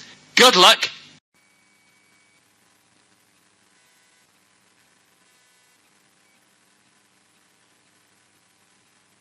Our next football commentary match is getting ever nearer, so why not take the opportunity of having a bet on the match? Whether you're interested in betting on the match result, the first player to score, the last scorer, correct score, double result, total goals market, handicap betting, or any other of our exciting market, it's fun to be involved. Don't forget, when the match kicks off, you can sit back and enjoy superb independent studio commentary while also enjoying our in-play betting opportunities. Good luck.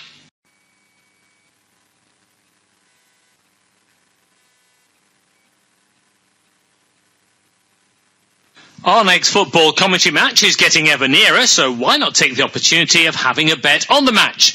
Whether you're interested in betting on the match result, the first player to score, the last scorer, correct score, double result, total goals market, handicap betting, or any other of our exciting market, it's fun to be involved. Don't forget, when the match kicks off, you can sit back and enjoy superb independent studio commentary while also enjoying our in-play betting opportunities. Good luck.